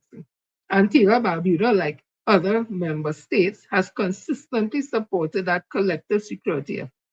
The Caribbean community is a partnership rooted in shared history, shared bloodlines, and shared struggle for independence, and a shared determination that small states are stronger when we act together. Finally, Antigua and Barbuda categorically rejects the unsubstantiated assertion that its leaders have badmouthed the United States. No evidence has been offered because none exists. On the contrary, Antigua and Barbuda maintains a record of close collaboration with the United States, including constructive engagement on security matters, immigration, and consistent cooperation in multilateral fora such as the United Nations and the Organization of American States. Respectful dialogue with international partners is not subservience, nor is it regional consultation disloyalty. Antigua and Barbuda will continue to engage the United States responsibly and transparently in full cooperation while remaining fully committed to CARICOM and to the dignity, sovereignty, and mutual respect that defines Caribbean integration. That balanced approach has served our region well for decades. It should now be diminished. It should not now be diminished by rhetoric that divides where fact demonstrates the value of interdependence. That there is said to be from Prime Minister of Antigua and Barbuda, Mr. Gaston Brown. And after Kamala Persad-Bissessar said all those things, she's saying that Trinidad and Tobago has no plans to exit CARICOM. I don't know, I'm just saying something. This is an opinion I'm giving. I don't know if it is, I'm asking a question, that Mrs. Carla Basabi's sister was abused growing up as a child. And her abusers would sometimes give her little favors so that she grew accustomed to abuse, and then they give her little tidbits and her favors. And if that would have emanated in her psyche, I'm asking a question. So now that she's in power and she holds power 2010 to 15, and now that same person who was abused, and then the abuser gave a little treat now and then, that person has grown up to be the abuser, doing the same thing that the abuser used to do to her. I'm just asking. I never say that she was abused. I'm just asking. Because that's how she's acting. So you come out and you cuss everybody. You cuss CARICOM, you fight down Steve Pan, you fight down this one, that one, and then come back after when everybody emotional. You say, no, I love all you, I love you. I'm just doing it because at this and that, like the man who has beat the wife, and then when she's crying and where we say, it's you that's caused me to do that, but I love you and thing, and then go and bring flowers so she and chocolate, all that. And then when she feel everything is everything, bam, we start back to cut she ass again. Is it that type of abusive relationship? And then when you look in the Indian community, I go into that, where the women are very subservient, not all, but the culture seems to be one where the Indian woman supposed to be subservient and take from the man, where they beating she, drinking rum, minding the child, whatever, beating she, until, in most cases, it ends up in domestic violence, where the man chop up the woman and then take his life, or police hold him. So is that a part of the psyche of Kamala Prasad? This is I'm asking. Because your cousin CARICOM, your cousin this one that will you ain't leaving. So we're staying in it for. You staying in a relationship that's abusive, based on what you say, and it's unreliable, and you're still staying. So then we're really trying to tell people, when the whole CARICOM just be buying we manufactured goods, and we making real money off of them because we have favorable tariff thing and all that with them, and they buy from us based on all that. It's the same when they talk your foolishness about Trinidad and Tobago is not an ATM machine. Between 2010 and 15 somewhere there. And when the PNM come in, Dr. Rowley had to run across to Jamaica, because Jamaica were pulling off all Uyghurs officials. Because them just buy millions of dollars on we products. I want to know why the manufacturing community is so quiet. Because if CARICOM, Antigua Barbuda, Jamaica, Barbados, another CARICOM country, decide here what? We ain't buying all the cornflake and grain supply and this supply and that supply and whatever it is. We're going to look in the other areas, other markets to buy it, where we getting that money from. And then all they will have to lay off all the workers and that money not in all the pocket. I don't understand all this so silent. I see the chamber in Shoguna's bowling, the sales slow. It must be blasted slow. 10,500 workers come out of the system. European workers, TPEP workers, reforestation workers, people on contract, people from agency, people from here, people from there, pulling them from the system. So where the money coming from? Only dependent on just monthly rated officers in the public service. Yeah? You think that money alone can make the economy go wrong? Is that small money on the ground there where they can pay every fortnight, every week, every day, and the money running? Or they take all that out of the system and talk about it will have uptick way. Today is the 23rd, and if all they're saying sales on low, you think tomorrow will bring up all the sales on them? But all they're saying nothing, because it's the Indian government in office and all this Indian together, and all they want to complain. I just asked them a question. So as I was saying, she wants us to believe, after all the things she said, she ain't coming out from CARICOM. But then now, what about the fences that you're breaking down? The world leaders and them and the regional leaders and them are like a patriot. What about the people in those countries that you behave in that particular way with? Listen to one of the peoples from those countries. I want y'all to come for a second and look at what Camilla said right here. And careful you don't end up like Antigua and Barbuda and Dominica, who badmouthed in the US, and guess what happened? All their visas restricted now. They cut their visas. Which really wants to cut their visas, so behave yourself. understand where our help comes from, understand who could protect and defend Trinidad and Tobago. Right now, there's only one country in the world can do it. They have the money, they have the equipment, they have the assets. Trinidad and Tobago. Camilla, visa threats don't scare everyone. Some of us don't fold just because a bully is loud or powerful. Not everyone bows, not everyone sells out. You chose compliance. You did. Others chose backbone. That doesn't make us reckless, it makes us principled. We can build without visas. We can invest in Caribbean universities, healthcare, and regional strength. Dignity isn't imported. Before lecturing Antigua and Barbuda or Dominica about gratitude, maybe clean up the corruption at home in Trinidad and Tobago. Worry about your own house. Some people are just cut from a different cloth, and it's not of the fabric of fear.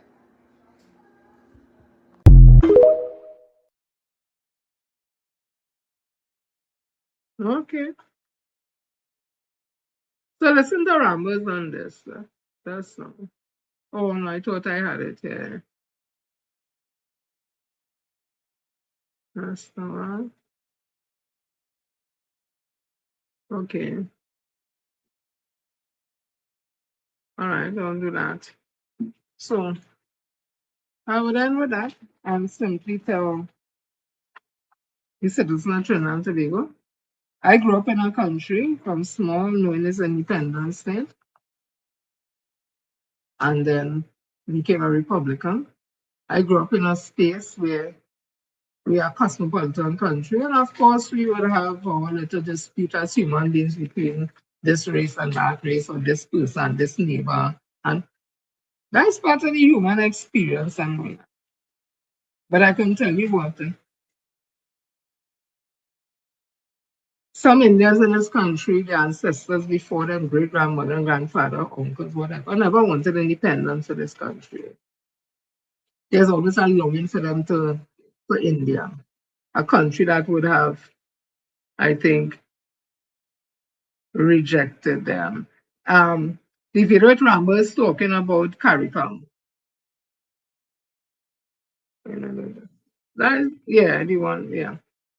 So as I was saying, they never wanted, some of them of Indian descent never wanted independence in this country.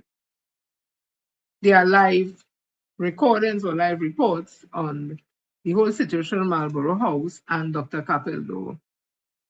And that's why I say not all people of Indian descent, because based on what I was reading and hearing, it wasn't for Taj Mahal Hussain, I think it was, and Sinan Lanel Sukaran, if I'm not mistaken. They would have been instrumental in getting Capildo, who was being very offensive, to calm down, because the thing they told him, if you ain't behave, and whenever we going back home, whatever, because that was his delegation on the opposition side. While in Trinidad, they had formed a organization, Indian organization, where their work down here was to, because they were sure that Capildo was going to get through with us not getting independence, because he went up there to fight for us not to get, let the white man rule me. Too much black down here, up in it my way. So let the white man rule me. And they were down here prepared in the event that things didn't go their way. They were training people. It is in a Special Branch Report 1962.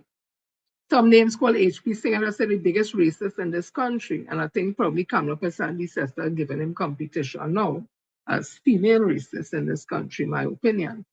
They were willing to carry out violence against people of African descent, but they didn't say African, of course. They were willing to blow up bridges and damage police station and all those kind of things, civil disobedience. And I guess because the opposition would have changed their mind and accepted independence and whatever may have been promised to them to get Capel to back down. I'm sure it's not just simply because Hossein and Sukharan and I think it's Sukharan, would have spoken to him. I'm sure it's other things may have been promised why he backed down. I'm saying all this to say, you see, go through the times, but it's Southern Maran, because UNC now is DLP back then, that's several reincarnations. Same thing, ideology, same thing for some of them. This Indian state, we saw H.P. Singh wrote a book that spoke of the division of Trinidad and Tobago. We saw it had a community across the Carney Bridge that isolated itself from African people and all that. They call themselves, I think, Hindustan or some Indish or something like that. Carrying out the philosophy and ideology of H.P. Singh in his book. And then they eventually left to Canada. We saw Tulsi Bagan, a sitting member of parliament at the time, perpetuating a lie that is African men raping Indian women.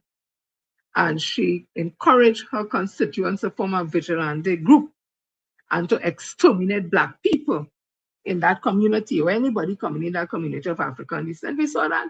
We saw the pundit, respected pundit in the area, Arangwe, saying that is urban youth from the East Corridor. We know it's African people you're talking about who targeting Indians in Arangwe and surroundings when the police have no evidence of that. Nobody had no evidence of that. And he continued to say to this day. So I'm sure he may be one happy camper with the passing of the stand your ground laws, which we already have laws, self-defense laws, to defend yourself and your property. But this stand your ground law has come and complicated thing, and I don't think they understand that. No, you have to go in front of a judge for a judge to determine based on certain criteria whether or not it was stand your ground, it was a legal stand your ground. So we will hear more about that. But the point I was making as I wrap up is that some Indians in this country never wanted independence. They wanted us to stay under the white man, some of Indian descent. And it is so sad because in India, when the white man, the English man, same white man, it might not be an American man, white man, came down into India and would have created such a division using the whole caste system and magnifying it against them, where Kamla Prasad, his sister, great-great-grandmother, and all of them great-great-great-grandmother and grandfather were Dalits, untouchables in India. They had to run to come to Trinidad, those who could have run to come. And the Fazal Razak and then some others came after. And would have built a different life, but it came from a situation where they were highly literate, they had no skills. The menial work they were doing in India is picking up filth with their hands. They didn't have no tools, cleaning cesspit with their hands. You see, today, you might see stuff like that happening, open defecation, somebody to clean it. They are the ones who will clean those stuff. You can see those things today. If you go and you look up India and you look up at it, it's not that you're gloating or anything, but it's history. The same way they like to tell us about our history and how we belly swell up big and we breast hang down and fly around with nose and we this and yeah, okay. But our history is more than that. So acknowledge your history too. India has a culture of rape. Woman can't go in the bush nowhere to relieve herself as rape. That is why Prime Minister Modi, bless his soul, wanted to eradicate and give money for them to build toilets in homes so that they don't have to go in the bush and those places to relieve themselves and then end up getting raped and all that. Those things are real things, me making up that. So the point I was making is this. They never wanted independence, some of them. So anything to do with African people and the PNM, they will not be in support of it. So steel pan is one of that. So they'll try to kill that in any way they could. Carnival is the next thing. They'll try that wherever it is. Not putting the pan on the coat of arms. That's another thing in my opinion. Firing CPEP workers, a large percentage of people of African descent, URP workers, and it goes on and on. And then having a state where you have to beg them. Member of Parliament, please, I'm begging you. They could help me. They love that, in my opinion. And then they give you a little treat. Hold this doggy, hold that doggy. So it had trees of being ready about them, doggy, look a bone and hold a bone, all that. Now, it turned wrong. Who it is the doggy to hold bone and all that. I heard one of their supporters and stuff. I heard the voice. I didn't see the face really, but the voice is very distinctive, saying that she would take her life or something like that. I want to urge you, sister, don't let nobody bring you to that. Don't let no political party bring you to that, or no individual bring you to that. Because when you do that to yourself, you ain't doing them nothing. Because they don't care about you. So whether you live or you're there, wherever, they ain't care. So start to care and love yourself, my sister. Reach out to somebody trustworthy you could talk to and have that conversation. Don't give them that upper hand and that power in your life. So let me see if I have the rambles here. Just listen to this rambles very quickly.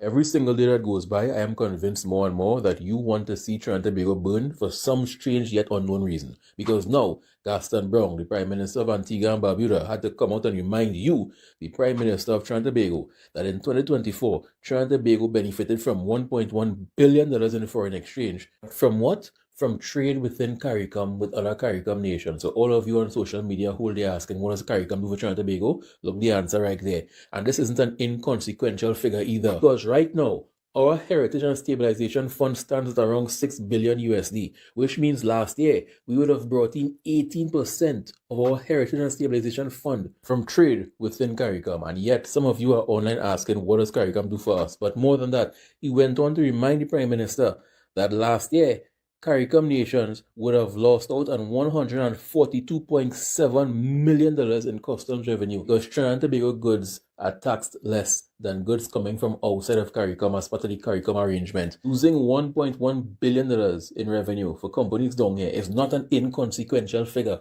And yet people are online asking, what does CARICOM do for us? Stay in school, kids, and stop drinking beer. Because we as a nation went from just chilling in the sun to picking a fight with a dictator who lives next door, to then picking a fight with the Caribbean's longest serving leader, to then having supporters online calling Mia Mottley the Prime Minister of Barbados, a well-respected and loved woman, a drug lord, because she said she rather the Caribbean remain a zone of peace. And now all of a sudden, Prime Minister of Antigua had to come and set the record straight because our Prime Minister is running off the mouth as usual and not making any kind of sense. So we are literally starting a war with almost every CARICOM nation. Whole day on social media, donkeys doing mental gymnastics talking about CARICOM should be disbanded. It have too much problems. It have no unity. Don't you think that the European Union also have problems? You don't think some of those countries in that union don't like each other? But they know that they are stronger together rather than divided. One day, I hope some media personnel ask you directly, what happened in the past 9 years that made you hate the Republic of Trinidad and Tobago so much? Because this cannot be normal. And the thing is, not even a year passed, They didn't even wait a year to start all this. Just 7 to 8 months, and this 7 to 8 months already feel like it's 3 years. Because they hate themselves. People, this is the season of love. We have always known that the season of giving. Please give somebody a helping hand, sometime a warm meal, how you doing, everything all right, goes a long way. Share and show, somebody in your community. Look out for the elders, look out for the young ones, especially those who have lost their jobs. Everybody could put up and give a little meal to eat or something. While you might find it's not much, having a meal to eat, to take away that hunger from that growth in your belly, it does wonders. So give somebody something and give it your hand. Don't give that after anything. You start to cussing people and say they'll give you food and all that.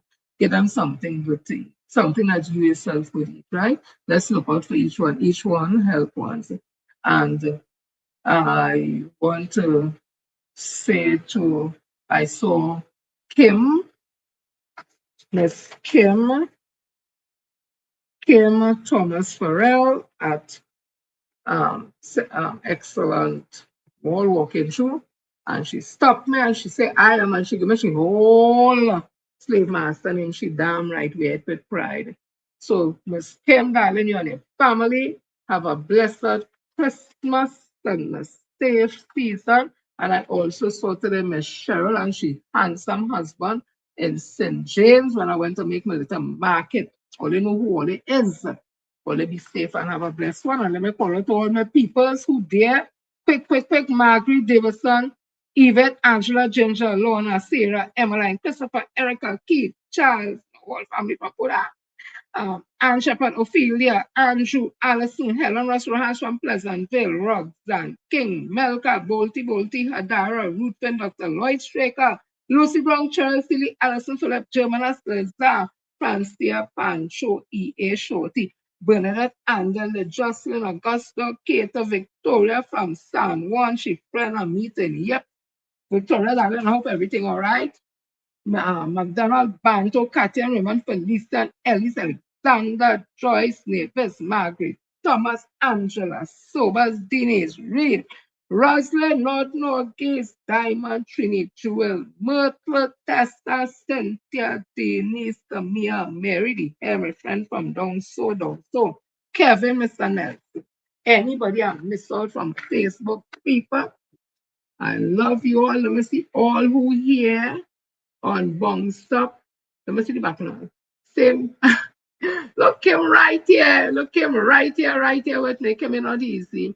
So Seaside. What Seaside say? Seaside, where you say no background here? There? Seaside vibes. A lot of content children need to clean up. Bring. Oh, Lord Father. Julie. Yes, Kim, darling. Same to you. Seaside, as you talk all the whole show today, hour. Where you come from? But what the hell is this? Brenda, Anna, Mr. Gibson. Seaside, you take over the whole. You're damn right. Because I like what you're writing.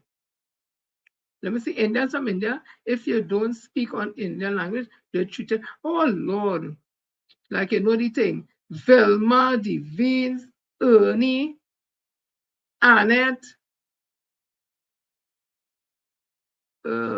Seaside, you take over the whole conversation, you're easy. So I want to tell everybody, Wayne, right, just say Mr. Gibson, somebody has just Emmeline, I call Emmeline on thing already.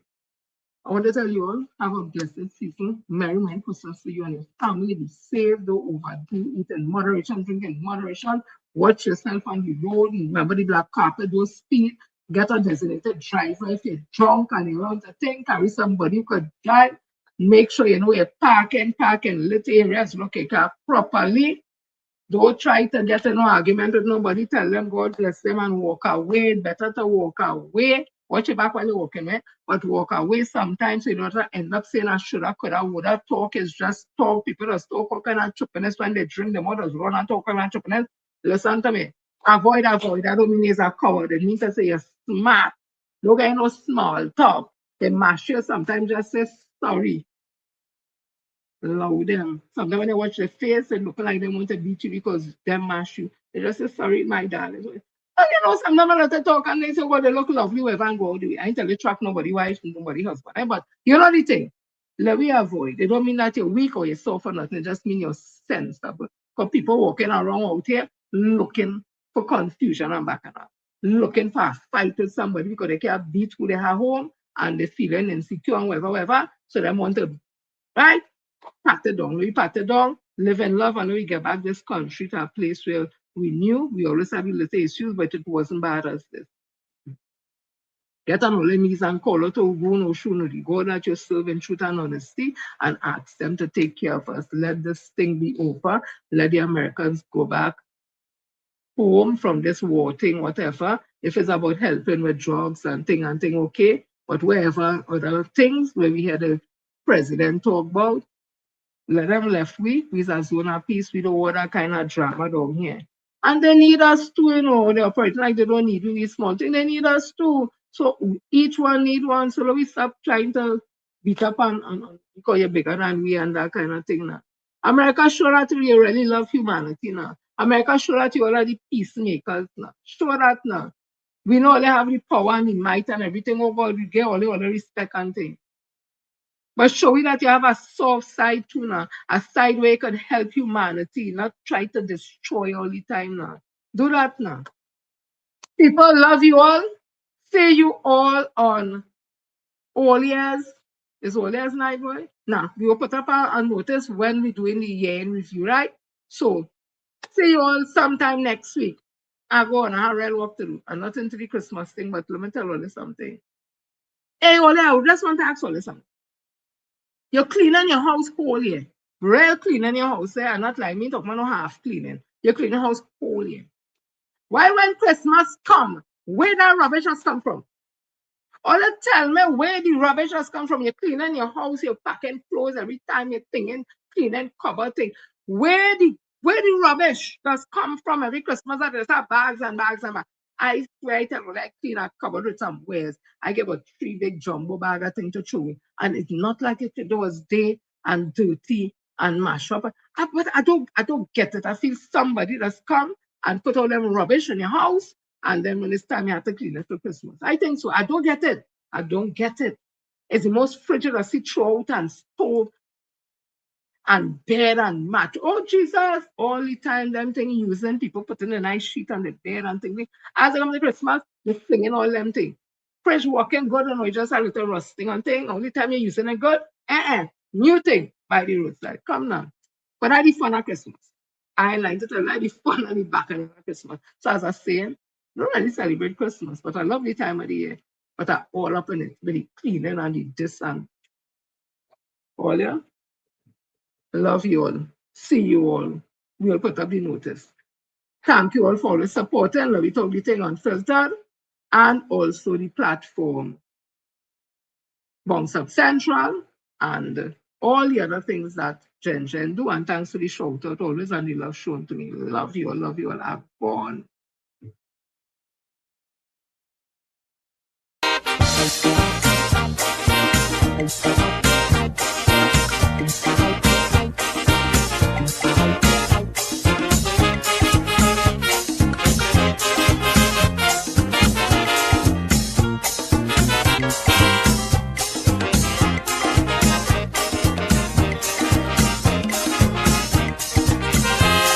You try with a federation, the whole thing end in confusion. Curriculum and then character, but somehow a spelling disaster. Mr. West Indian politician, I mean you went to a big institution, and how come you can't unite 7 million? When a West Indian unity, I know it's very easy.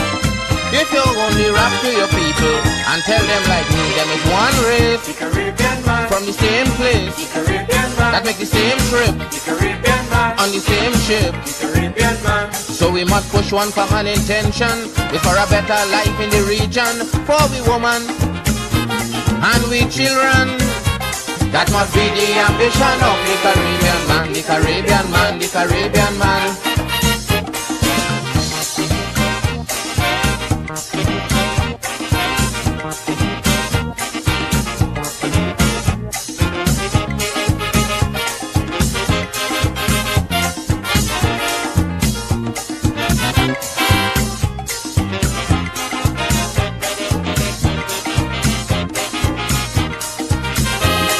You say that the Federation was imported quite from England, and you're going and form a character with a true West Indian flavor.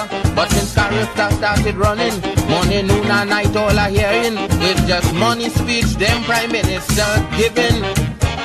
But I say no set of money could form a unity. Talk of all your people need their identity like one race, from the same place, that make the same trip, on the same ship. So we must push one common intention, it's for a better life in the region, for we woman and we children. That must be the ambition of the Caribbean man, the Caribbean man, the Caribbean man.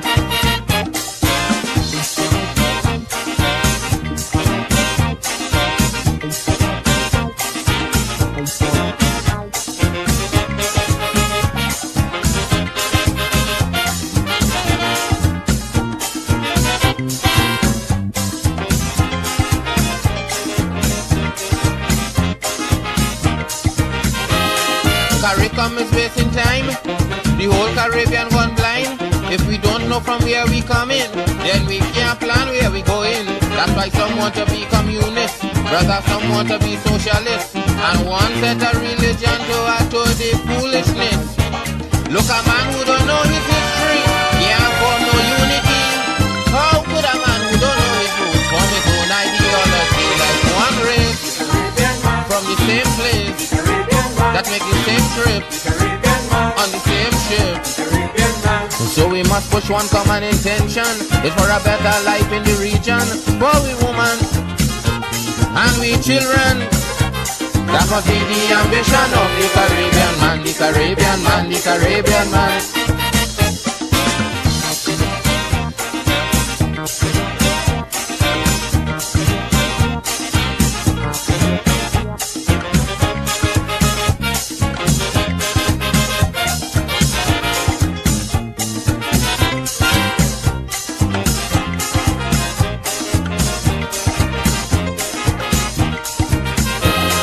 The Federation done dead, and Carifta going to bed. But the cult of the Rastafarian spreading through the Caribbean. It have Rastas now in Grenada, it have Rastas now in St. Lucia. But to run Carifta, yes, you getting pressure. If the Rastafari movement spreading and Carifta dying slow, then it's something them Rastas on that them politicians don't know. That there's one race from the same place that make the same trip on the same ship. So they pushing one common intention, it's for a better life in the region, for the woman and their children. That must be the ambition of the Caribbean man, the Caribbean man, the Caribbean man.